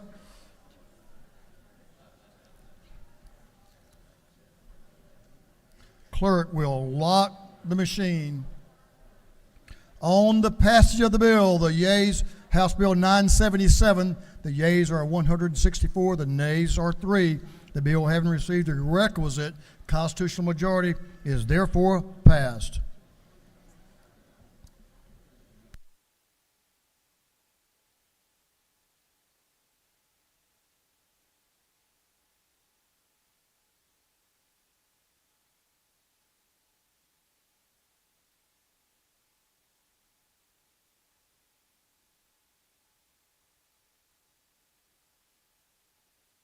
Members, I want to introduce someone to you. Many of you sitting in these seats recognize former Chairman Tom Rice, who's back visiting with us. Let's give a big house welcome to Chairman Tom Rice, a great member of this House of Representatives.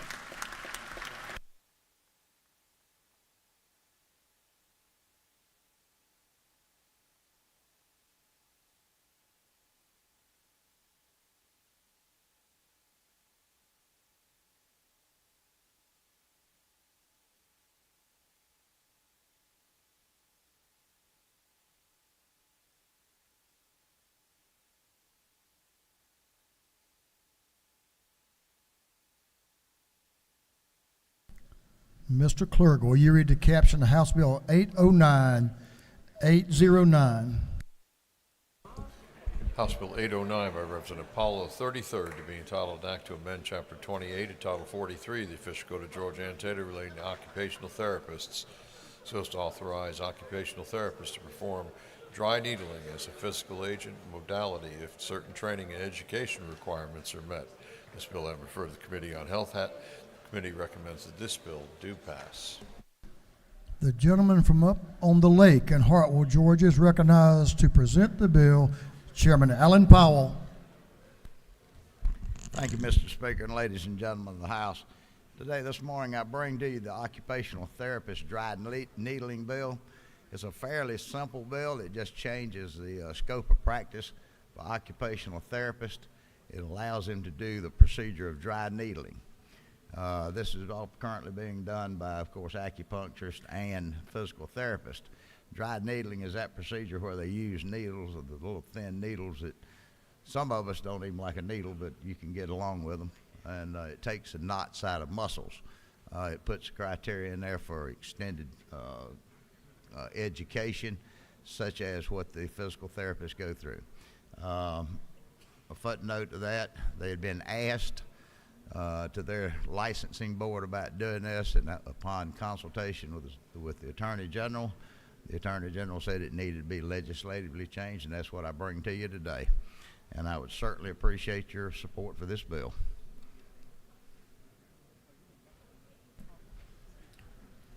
You have no questions. That's unusual for you. Gentlemen, you're not recognized. You're done. The gentleman has yielded the well. Is there any objection to the previous question being ordered? The chair hears none. The previous question is ordered. Is there any objection to agreeing to the report of the committee, which was favorable to the passage of the bill? The chair hears none. The report of the committee is agreed to. Shall this bill now pass? All in favor of the passage of the bill will vote yes. All those opposed will vote no. And the clerk will unlock the machine.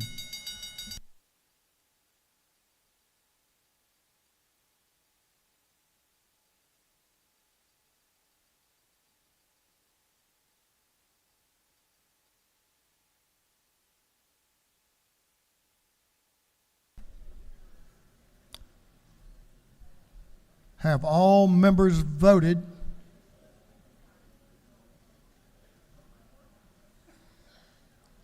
All members voted?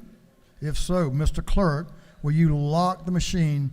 On the passage of House Bill 809, the yeas are 164, the nays are 3.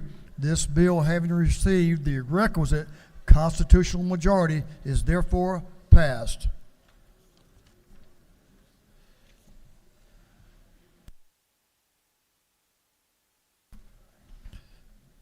Mr. Clerk, will you read the caption to House Bill 576? House Bill 576 by Representative Gullett of the 19th and others, to be entitled an act to amend Chapter 1 and Title 31 of the Official Code of Georgia Annotated relating to general provisions regarding health so as to prohibit certain health care providers and facilities from discriminating against potential organ transplant recipients. This bill having referred to the Committee on Health, that committee recommends that this bill do pass. Thank you, Mr. Clerk. Representative Gullett is recognized to present the bill.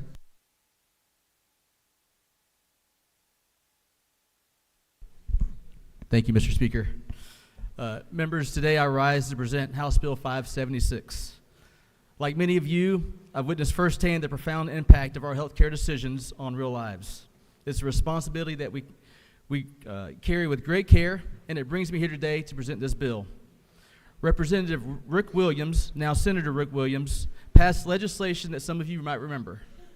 Gracie's Law, a landmark bill passed in 2020, has since played a crucial role in ensuring fairness in organ transplants for those with physical and mental disabilities.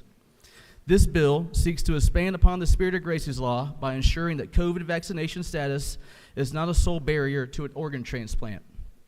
Decisions, especially in matters as critical as organ transplant, should be based on comprehensive assessments of an individual's risk and not solely focused on vaccination status. And that's exactly what this bill addresses. Mr. Speaker, I'm happy to answer any questions. You do have some questions.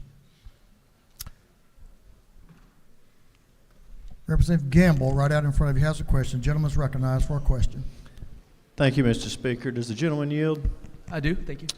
Is it not true that in part of this legislation, a constituent of mine who is 74 years old and was on a kidney transplant list was taken off of that list purely because he had not had the COVID vaccine? He had some pre-existing conditions, and that's why he hadn't done it. And if this legislation passes, it will prevent that situation from happening and others as well.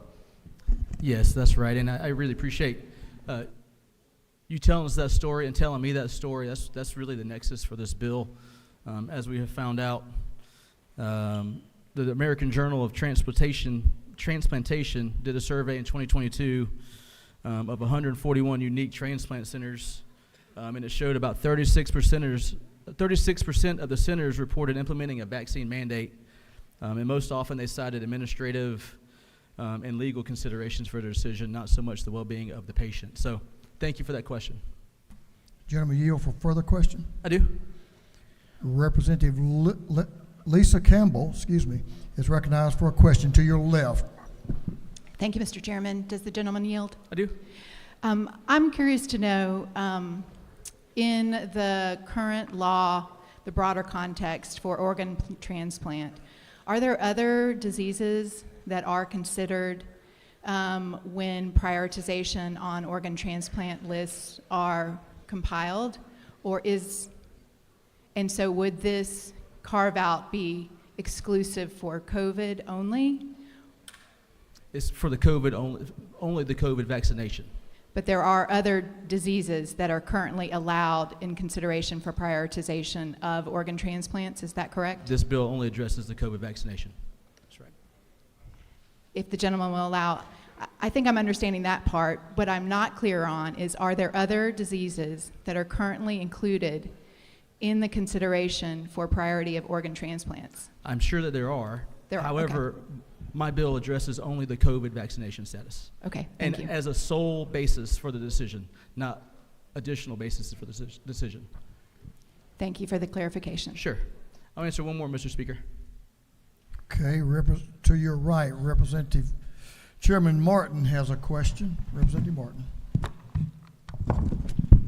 Gentleman, yield for a question. I do, my friend. Isn't it true that I believe you got to my question with your last statement, but I think it's important that the body understand, you and I have had this discussion. Your bill deals strictly with someone being disqualified because of their vaccination status, right? Solely on the basis of that is what your bill prevents, right? That's correct. Doesn't have anything to do with whether you have an active case of a disease, any of that. Just specifically, they can't use the fact that you did or you did not take the COVID vaccine to eliminate you solely based on that from a transplant. That's 100% right. That's all the bill does. Is that not true? Thank you. Thank you, Mr. Speaker. I yield the well.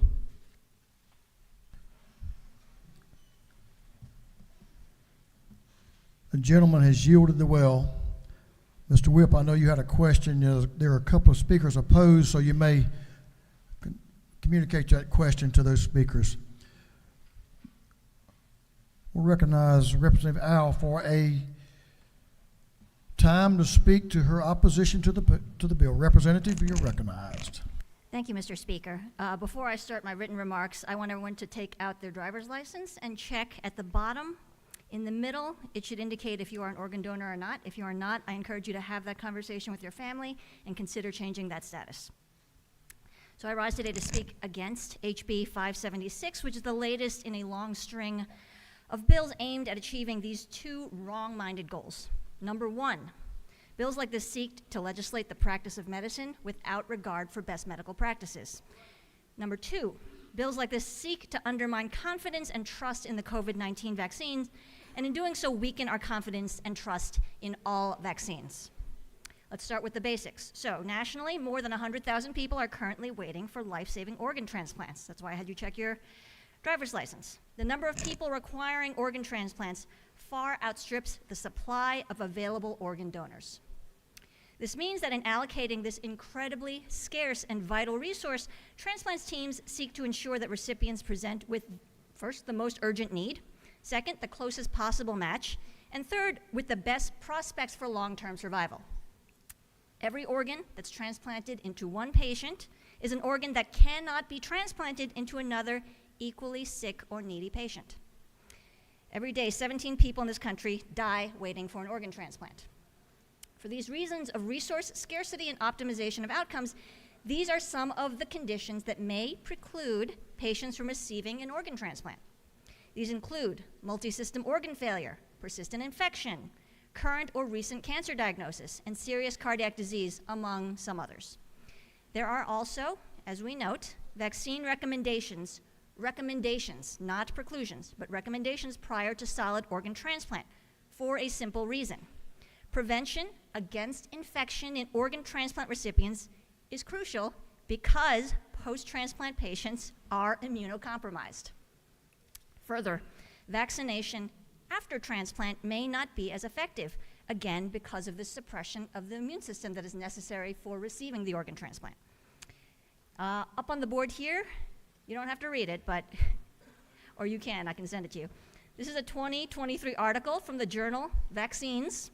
Yes, there's a journal called Vaccines because doctors are fun. This reviews the research and gives recommendations, again, these are recommendations, not preclusions, on recommended vaccines prior to certain organ transplants.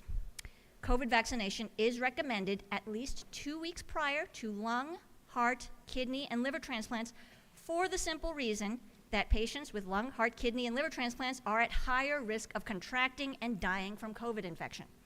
And when a patient dies, the organ dies too, perhaps along with the scores of other patients who could have received that organ but were not lucky enough.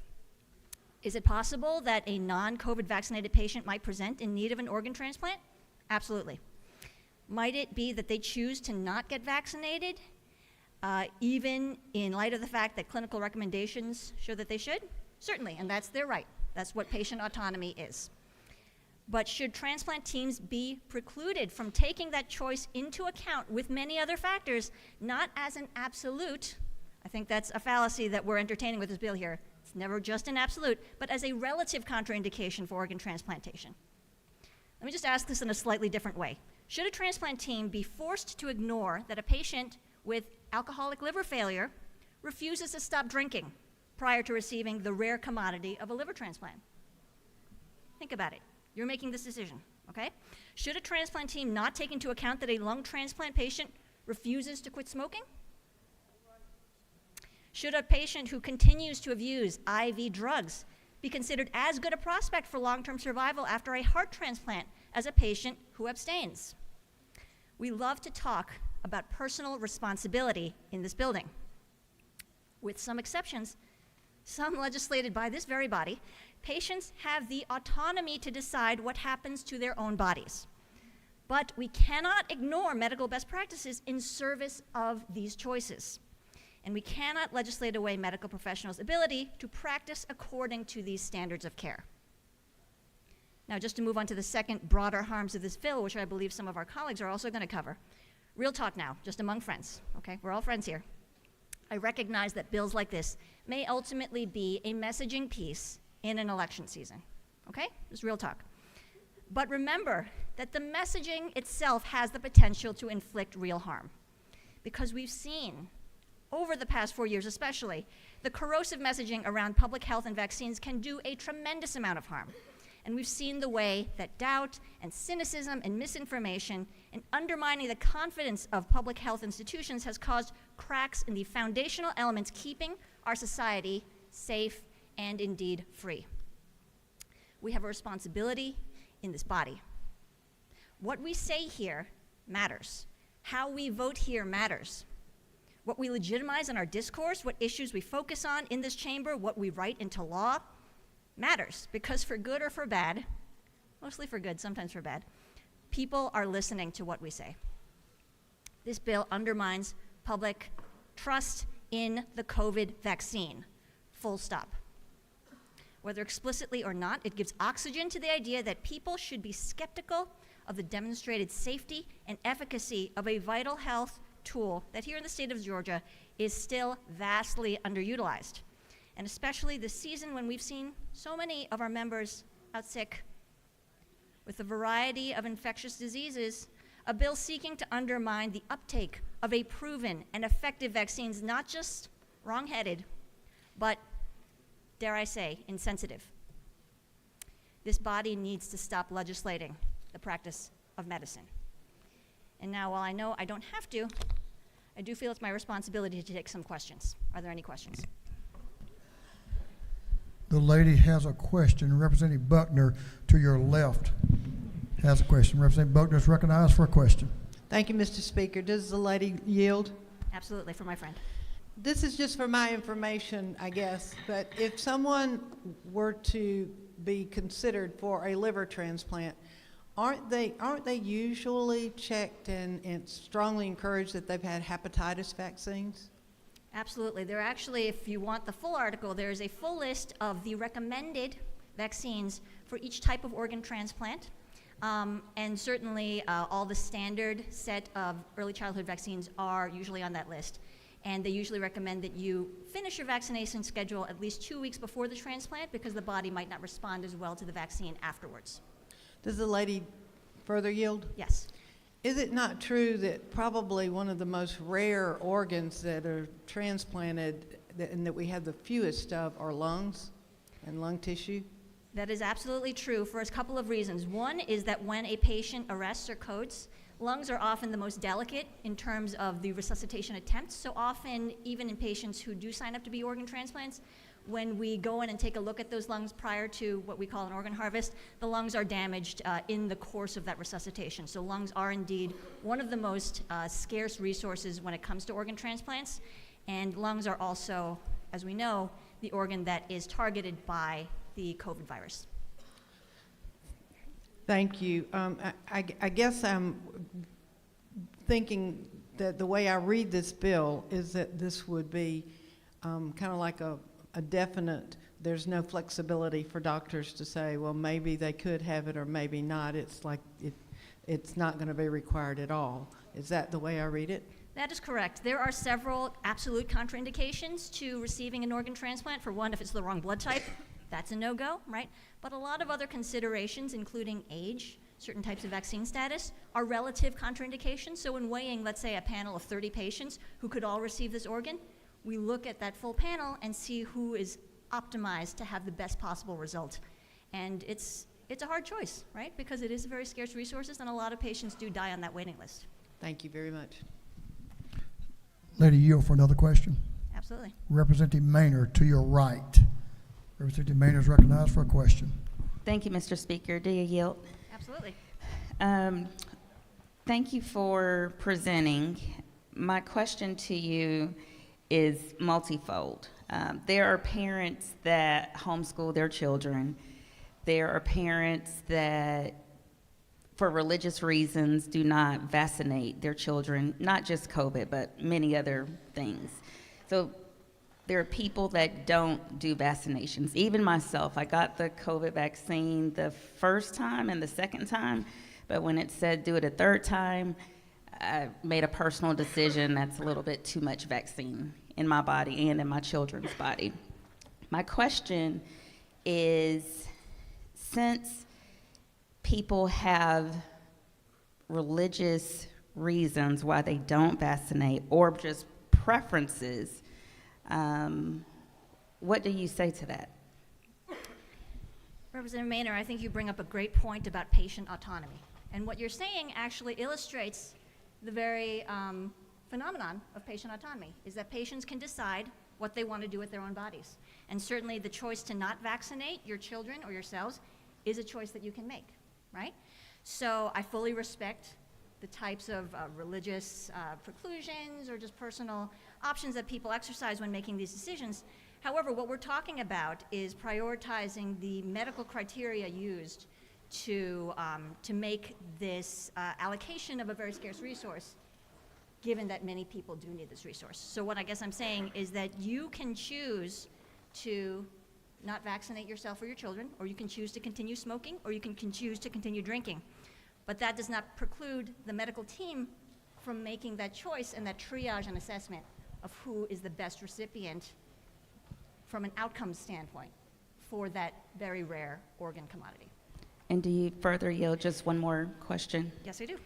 And so for a child whose family chose not to vaccinate and they are in dire need of a transplant and the doctor has deemed them to be healthy and able to receive the transplant, what do you say to that? And that's my last question.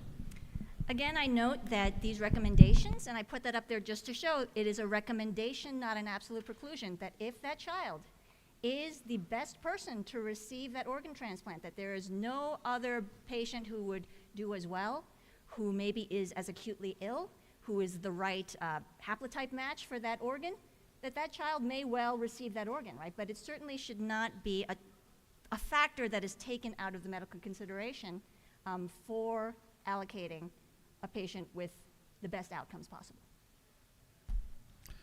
Lady yield for another question. Yes. Chairman Newton, to your right, has a question. Uh-oh. Will the gentlelady yield? I do.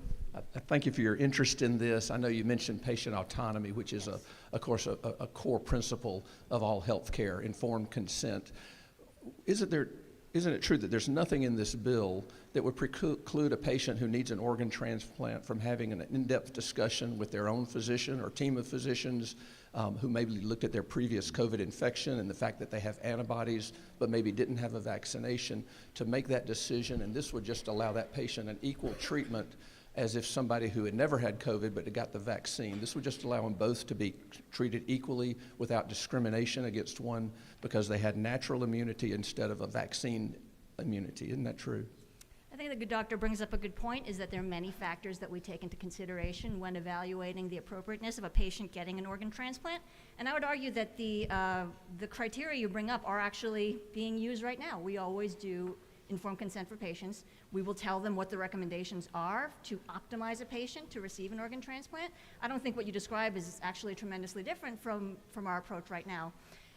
What this bill, the narrative that this bill frames is that there is an absolute contraindication for some patients to receive an organ transplant without the COVID vaccine. I don't believe that is the case, right? So part of it is that this bill is presenting a scenario that does not exist. It is creating a problem that does not exist in real life. I believe actually in the Health Committee in which this bill was presented, a representative from Emory, which was cited as sort of the nidus for this bill being drafted, denied that this actually is a criteria, at least at Emory, for preclusion for organ transplant. But it does create a narrative in which COVID vaccine is presented as an absolute contraindication, which it is not, and undermines trust in the COVID vaccine, as you would have heard in the other people coming to testify in favor of the bill. And I think you were in that committee also. Any other questions? Yes, ma'am. You do have several other questions. Let's see. The couple of them that have been here for a while. The gentleman from the 17th, Representative Montahan, is recognized in the back to your right. Gentleman's recognized. Thank you, Mr. Speaker. Does the lady yield? I do. Isn't it true that on February 1st of 2024, the CDC put out a new article called The Early Estimates of the Monovalent COVID-19 Vaccine, showing that the vaccine was only 49% effective? I assume the gentleman has the article pulled up in front of him. I do not. Isn't it further true, if the gentlelady yields, Yeah, I do. that it typically takes over a decade for new vaccines to be generated and put out into public use? Isn't that true? What I will say about the development of the COVID vaccine is that while it may seem that it was developed very quickly, and certainly many, many people were working on developing that vaccine prior to its release, the technology behind it, and in developing that form of the mRNA vaccine, which is new and sounds scary to some people, had actually been in the works for several decades prior to that vaccine being developed. And it just happened that at that time, that form of technology was ready to be rolled out for the COVID vaccine. So I disagree with the premise of your question. But typically, new Is that a question? Yes, it is. Does gentlelady further yield? I do. Well, isn't it further true that given its short time frame and its less effective than is effective status as a vaccine, that we shouldn't be removing people from the ability to get a transplant based on such low efficacy numbers? I don't know that I totally understand the question, but I will say that I have had a lot of patients come up to me with similar questions regarding the speed of the vaccine development and its efficacy and so forth. What we have to understand, first of all, is that if we are using prior precedent to other vaccine development, we have to remember that, first of all, that mRNA vaccine development took place over several decades, and that the COVID pandemic was an unprecedented event, right? So we had, unusually so, many, many different companies working together to solve this one problem, right? So that explains some of the speed that has incited some distrust and concern among some patients.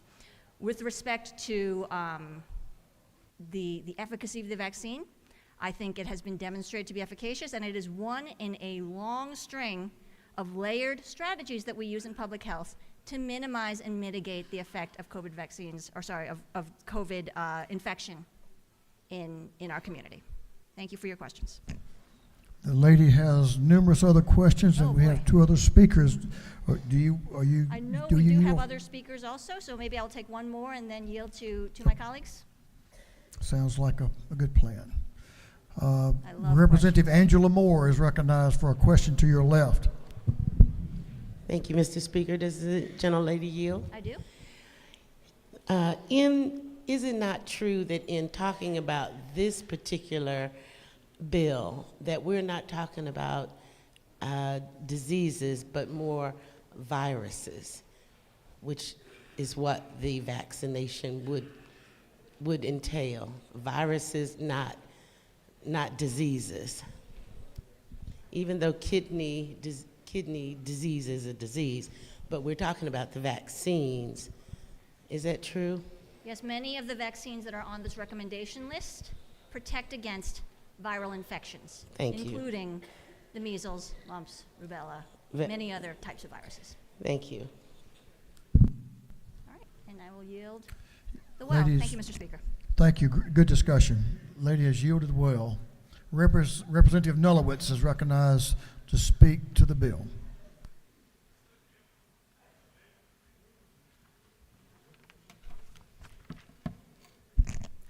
Thank you, Mr. Speaker.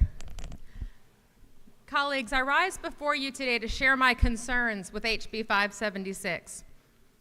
When I learned about this legislation, I went back and I watched the committee meeting where the bill was heard. It was not a very long meeting. It's about the right length, kind of meeting you watch when you're folding laundry, because I know I'm not the only person here who folds laundry while they catch up on committee meetings. I agree that preventing discrimination with regards to organ transplants is a valid policy concern. What concerns me about this bill, though, is that during the hearing it was clear that this legislation is a solution in search of a problem. This was clarified during the hearing that no patient in Georgia has been denied a transplant on the basis of their COVID vaccination status. The hearing made it clear that this bill is little more than a vehicle for false and dangerous narratives that further perpetuate vaccine hesitancy. And vaccine hesitancy is something that should deeply concern us all. In Georgia, the data is clear that our vaccination rates are declining. This is the case in Cobb County, where I live. We just heard this at a delegation meeting on Friday. This is the case in most counties in Georgia. What's even more frightening is that in Georgia, we have had occurrences of diseases, of lethal diseases, that are completely preventable with vaccines, preventable diseases like measles. There were 2 new cases in Georgia that we know of last month. Preventable diseases like pertussis, whooping cough, There were 8 cases in Georgia last month. And let me be clear, these aren't harmless childhood illnesses, right? Thinking that these are harmless childhood illnesses is an illusion that is afforded to us by the fact that we have these life-saving miraculous vaccines. These are lethal diseases that kill babies. These are lethal diseases. Pertussis will literally take your baby's breath away. These are lethal diseases like measles that will cause a pregnant woman to miscarry. We're seeing this increasingly often. It's not limited to vaccines. A lawmaker will hear a concern, maybe a constituent will call them, maybe they'll see it on social media. Again, they're not limited to vaccines, not limited to public health. They'll hear a concern that's based on a rumor. Somebody might have heard it from someone they trust. Maybe it's rooted in someone's political agenda. And instead of responding with facts, with the reality of the situation, instead we take it upon ourselves to present legislation to address the fear. In this case, it's the premise that people are worried that the COVID vaccines might be harmful. They're not. That the vaccines might be, and this came up in the hearing, the vaccines might be, quote, experimental. They're not. This is well established. And the concern that someone in Georgia was denied a life-saving transplant based solely on their COVID vaccine status. This did not happen.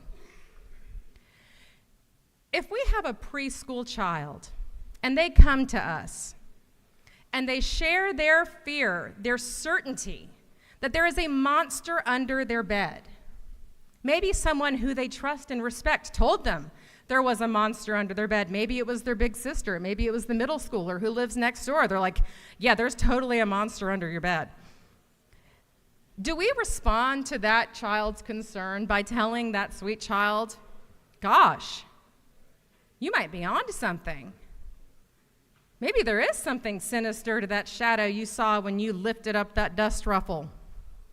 Maybe we need to pass a law to make sure that monster doesn't gobble you up in the night. I guess as a parent, if you don't ever value sleeping another uninterrupted night, that could be your approach. But I would guess that most of us would instead take the approach of shining light on the situation. We would call those dust bunnies out for what they are. We need to do better. All of us need to do better. We are obligated to help Georgia face fear, whatever those fears might be, with facts. We shine the light on the dust bunnies. We show people they're not a monster trying to gobble them up. It's just some lint. Unfortunately, my concern is that HB 576 only serves to validate flawed beliefs and perpetuate mistrust in vaccines. And the reality is that the lethal perils that result from a continued decline in vaccinated Georgians from this vaccine hesitancy, unlike that monster under your kid's bed, it's terrifyingly real. I yield the well. The lady has yielded the well. Representative Jasmine Clark is recognized to speak to the bill.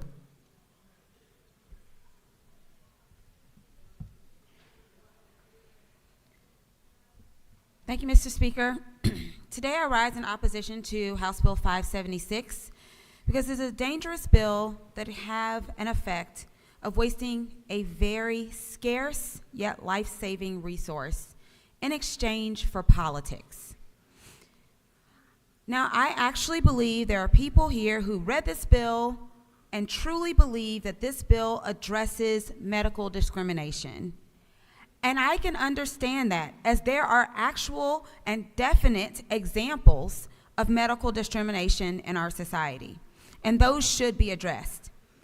But the guidelines that dictate who is eligible for an organ transplant are actually based on the fact that we do not have an unlimited stockpile of organs waiting for a body to be transplanted into.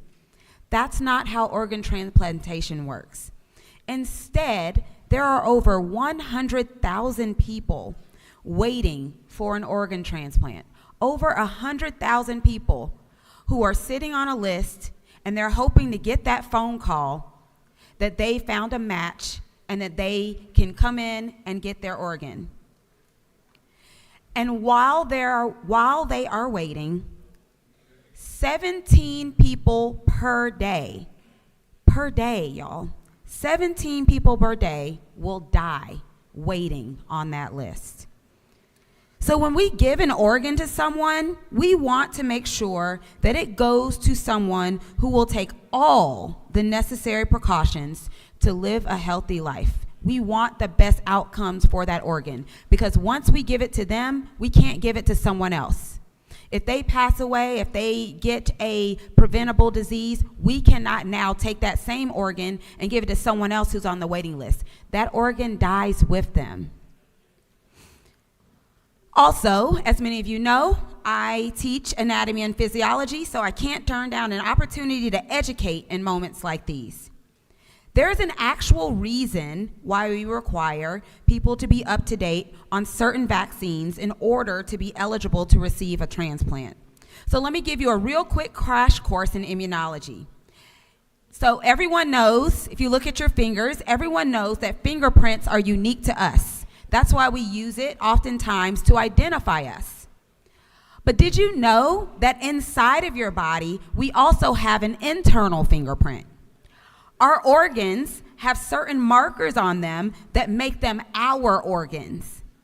And so we have this so that our immune system, which is responsible for fighting against things that should not be in our body, doesn't attack our own body. This immune system also attacks things like bacteria and viruses that get into our body when they shouldn't be there. And vaccines actually help our immune system by giving the immune system the information that it needs to fight against these germs so that they can't destroy our bodies. This is the reason why people don't die or become severely or permanently ill from certain preventable diseases. So our immune system is really good at attacking things that don't belong. And it also notices when an organ comes from another source and it actually believes that that organ does not belong. So because it notices that the fingerprint on that transplanted organ doesn't match the fingerprint on all the rest of the organs in your body, the immune system will try to attack it. This is referred to as organ rejection. So to prevent organ rejection, transplant patients must take something called immunosuppressants. Basically, we have to dampen their immune system so the immune system doesn't attack the very thing that we transplanted into our body to save our life. These immunosuppressants are stopping us from attacking that transplant, but at the same time, it now makes it harder for us to fight off the infections that most people can walk around and never even know they came in contact with. So the best way to be able to fight these germs is to be up to date on all vaccines before you get the organ transplant. This increases your likelihood of living a nice, healthy life with that organ that has given you a second lease on life. So this guideline for requiring certain vaccines prior to organ transplantation is not mean-spirited at all. This guideline is to make sure that the gift of a transplant is a gift that many will never, unfortunately, get an opportunity to receive, and many will unfortunately die waiting for this gift. We want to make sure that this gift will be used for as long as it could, based on the factors that we can control. Listen, the COVID-19 vaccine is not the monster under the bed that it is being made out to be. And I have to bring this up because it came up in committee. The COVID-19 pandemic did happen. It was not a figment of our imagination. And many of us lost loved ones or community members due to this deadly virus. And that should not be ignored. So I cannot go on without at least saying that the pandemic happened, it was real. Vaccines in general are not the boogeymen that they are being made out to be by some that have nefarious intentions. Vaccines like and alongside organ transplants save lives. And with that, Mr. Speaker, I yield the well. The lady has yielded the well. Leader F. Strachan is recognized to speak to the bill. Well, thank you, Mr. Speaker. Ladies and gentlemen of the House, this issue, as can sometimes happen here at the Capitol, is being described here, I'd submit, as something very different than what the bill is about. So if you review the legislation and you hear from the member who asked a question earlier, who described a constituent, a Georgian, who was seeking a kidney transplant and was not able for consideration because, or would not be able to be considered to receive it because of the vaccine status. And why did that Georgian not have the vaccine? It's because of pre-existing conditions. Was determined with that Georgian's doctor that that would not be best for that patient. So just think about that. Think about you being in need of an organ transplant, and with your discussions with your doctor, it's not best for you to get the vaccine, but then you are prevented from being considered for a transplant on that basis. Two terrible options before you to make. And this bill is not about the issue that's being argued here in this well. The bill is about, should that patient be solely prevented from getting the transplant, solely thrown off the list based upon vaccine status for this vaccine? I'd draw your attention to line 81 of the bill. And you see existing law. Existing law is you cannot be prevented from getting an organ transplant solely based upon disability, as defined by the Americans with Disability Act. That's existing law already. So this whole discussion about, is this patient best suited, and organs are so precious, and we have to, existing law says you cannot discriminate against disability. And what we're saying here is you cannot discriminate solely based upon vaccination status. So if there are other conditions, other things going on, pre-existing conditions, things that need to be taken into consideration by doctors, those can still be considered.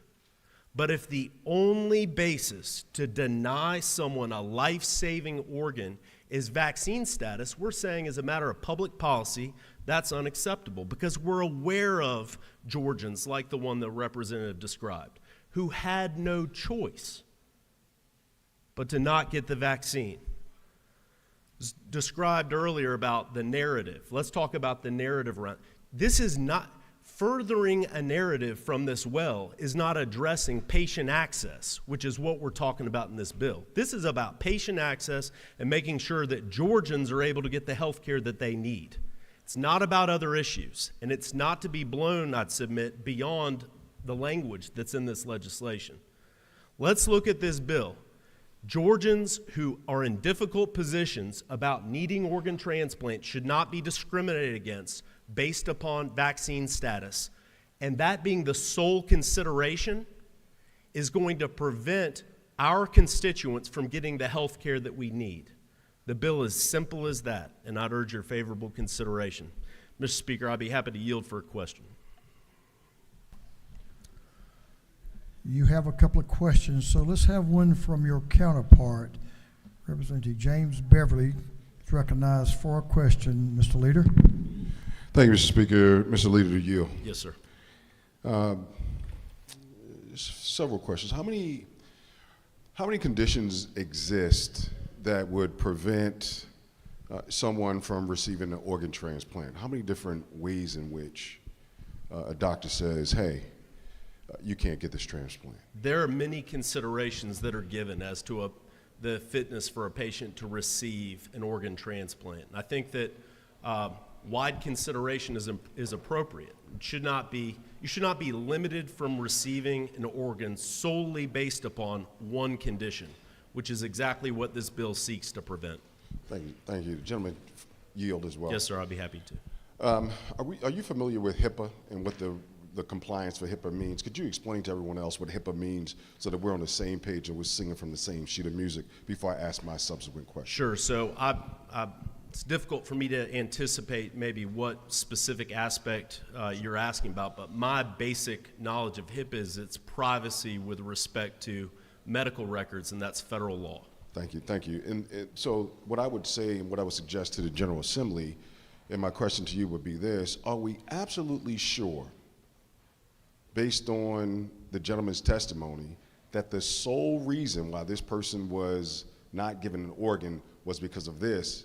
Because if we're going to comply with HIPAA, that person does not have to disclose what exactly could have happened which prevented them from receiving an organ. Could that not be the case? So first of all, answer it in two parts. First of all, I don't know the specifics of how information is received, but it would be my expectation with medical history and information that physicians need to make their determinations, they're not prevented from receiving information necessary for privacy issues. But I will say that I think the specific issue that was raised presents a very important consideration for us to take here.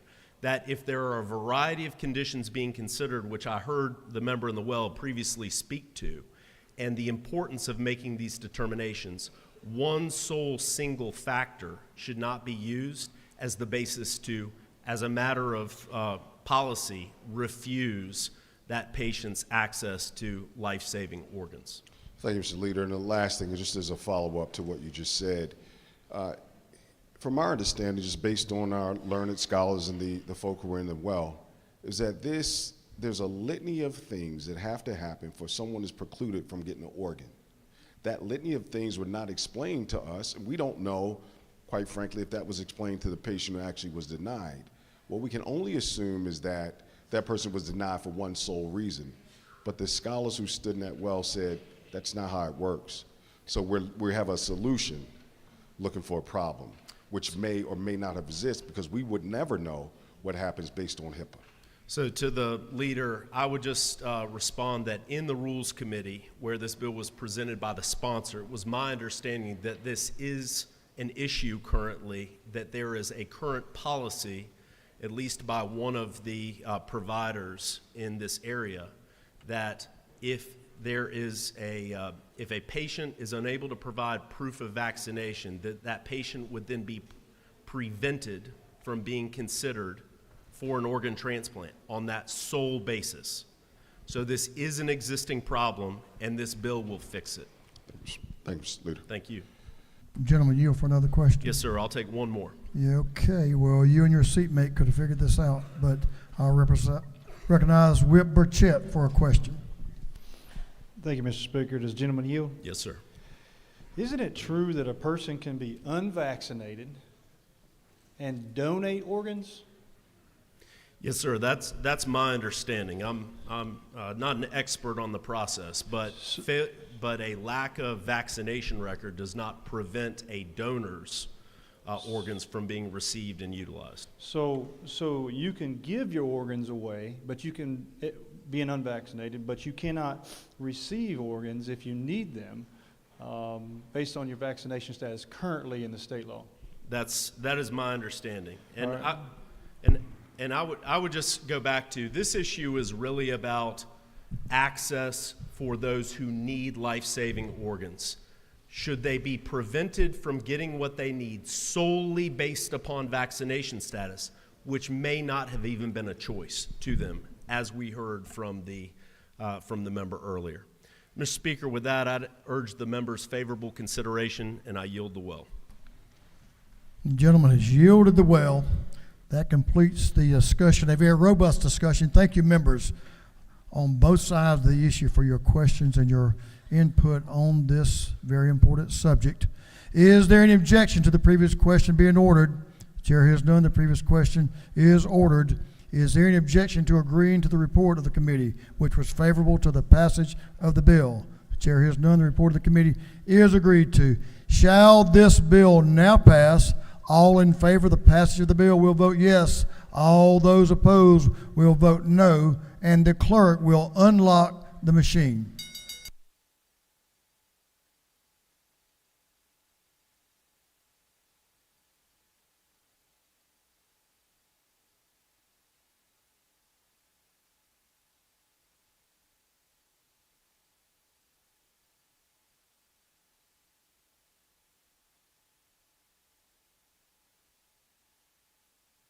Have all members voted? For what purpose does Representative Gullett rise? Parliamentary inquiry. State your inquiry. Isn't it true that I currently have a COVID vaccination? I'm sure it is if gentleman so speaks. Further parliamentary inquiry. State your inquiry. Isn't it also true when you, not only do we state that the American Journal of Transplantation says that 36% require a vaccination before transplant, if you just Google it and you look at news articles, CNN, not my favorite news source, has an article says more organ transplant centers require patients to get COVID-19 vaccine or get bumped down the wait list. Isn't that true? I'm sure that sounds like the gentleman's convinced that is true. For what purpose does Whip Park rise? Parliamentary inquiry. State your inquiry. Mr. Speaker, is it not true that the politicization of health care like this bill is why Georgia is last in health care in this state, or in this country? I'm sure the gentleman understands his facts. I've known him to do just that. For what purpose does Representative Lisa Campbell rise? Thank you, Mr. Chairman. Parliamentary inquiry. State your inquiry. Is it not true that, which is different than what previous representatives have shared, that on lines 89 and lines 90 of this bill does delete a qualified recipient from the language of consideration for organ transplants, making line earlier 61 invalid, and so that in fact this does become an exclusive part of that review and consideration process. I'm sure the lady is a diligent reader of legislation and she knows of what she speaks. For what purpose does Representative Moore rise? Parliamentary inquiry. Thank you, Mr. Speaker. State your inquiry. Isn't it true that the majority of people of color are already on a list that is not priority here in the state of Georgia for transplantation? I'm sure the lady believes what she states. Also, is there a further inquiry here? yes, thank you. Isn't it also true that my son has had a transplant, kidney transplant, that was rejected here in the state of Georgia? I'm sure the lady knows what she speaks. I'm going to take one more parliamentary inquiry. We've certainly have a lot of facts out here for us to decide on. For what purpose does Chairman Corbett rise? Parliamentary inquiry. State your inquiry. Thank you, Mr. Speaker. It's not true without the passage of this bill. If my granddaughter, who did not take the vaccine, she was 5 years old at the time, needed a transplant, they could possibly deny her that transplant if I wanted to give her a kidney. Is that not true? I'm sure the gentleman has read this bill thoroughly and believes of what he speaks. All members voted. Have all members voted? If so, the clerk will lock the machine. On the passage of the bill, House Bill 576, the yeas are 98, the nays are 71. The bill, having received the requisite constitutional majority, is therefore passed. Thank you, members, for your participation. We're going to recess for lunch, but a couple of announcements that will impact our afternoon need to be made. I'm going to recognize Chairman Corbett if you'll make your way to the well.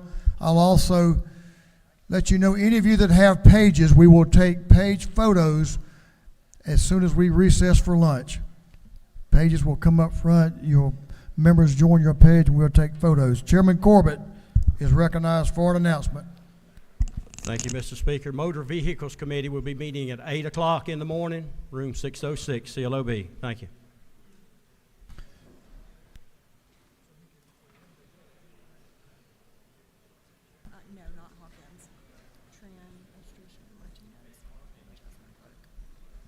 Leader Estration is recognized for an announcement.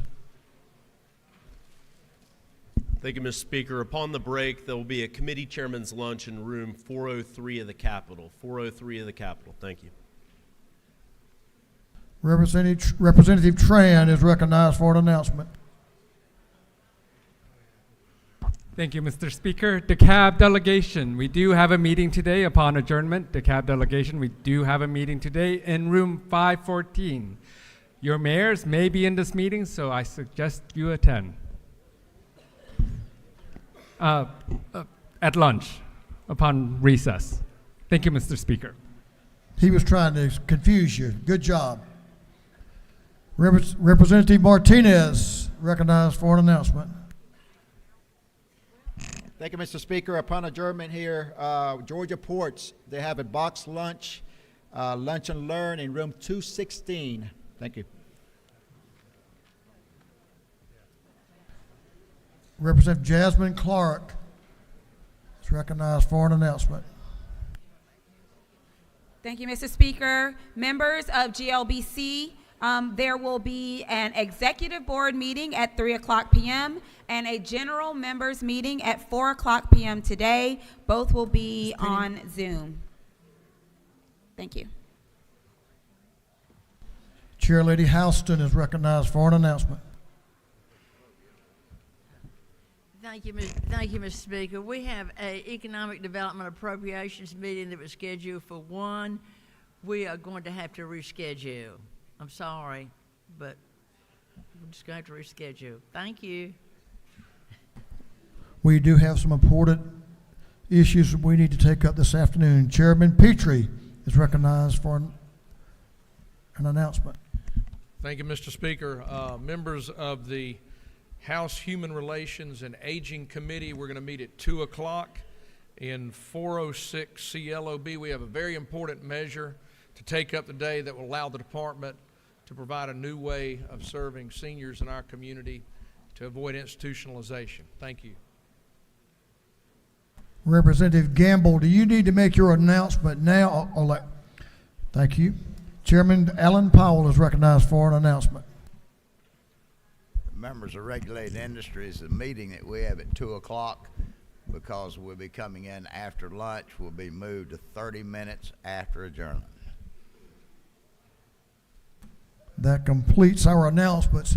Members, we will recess until 1:30 p.m., 1:30 p.m. sharp, 1:30 sharp, so we can get on with the day's business. With that, pages, we'll ask you to join your pages up front. This House will stand in recess until 1:30 p.m.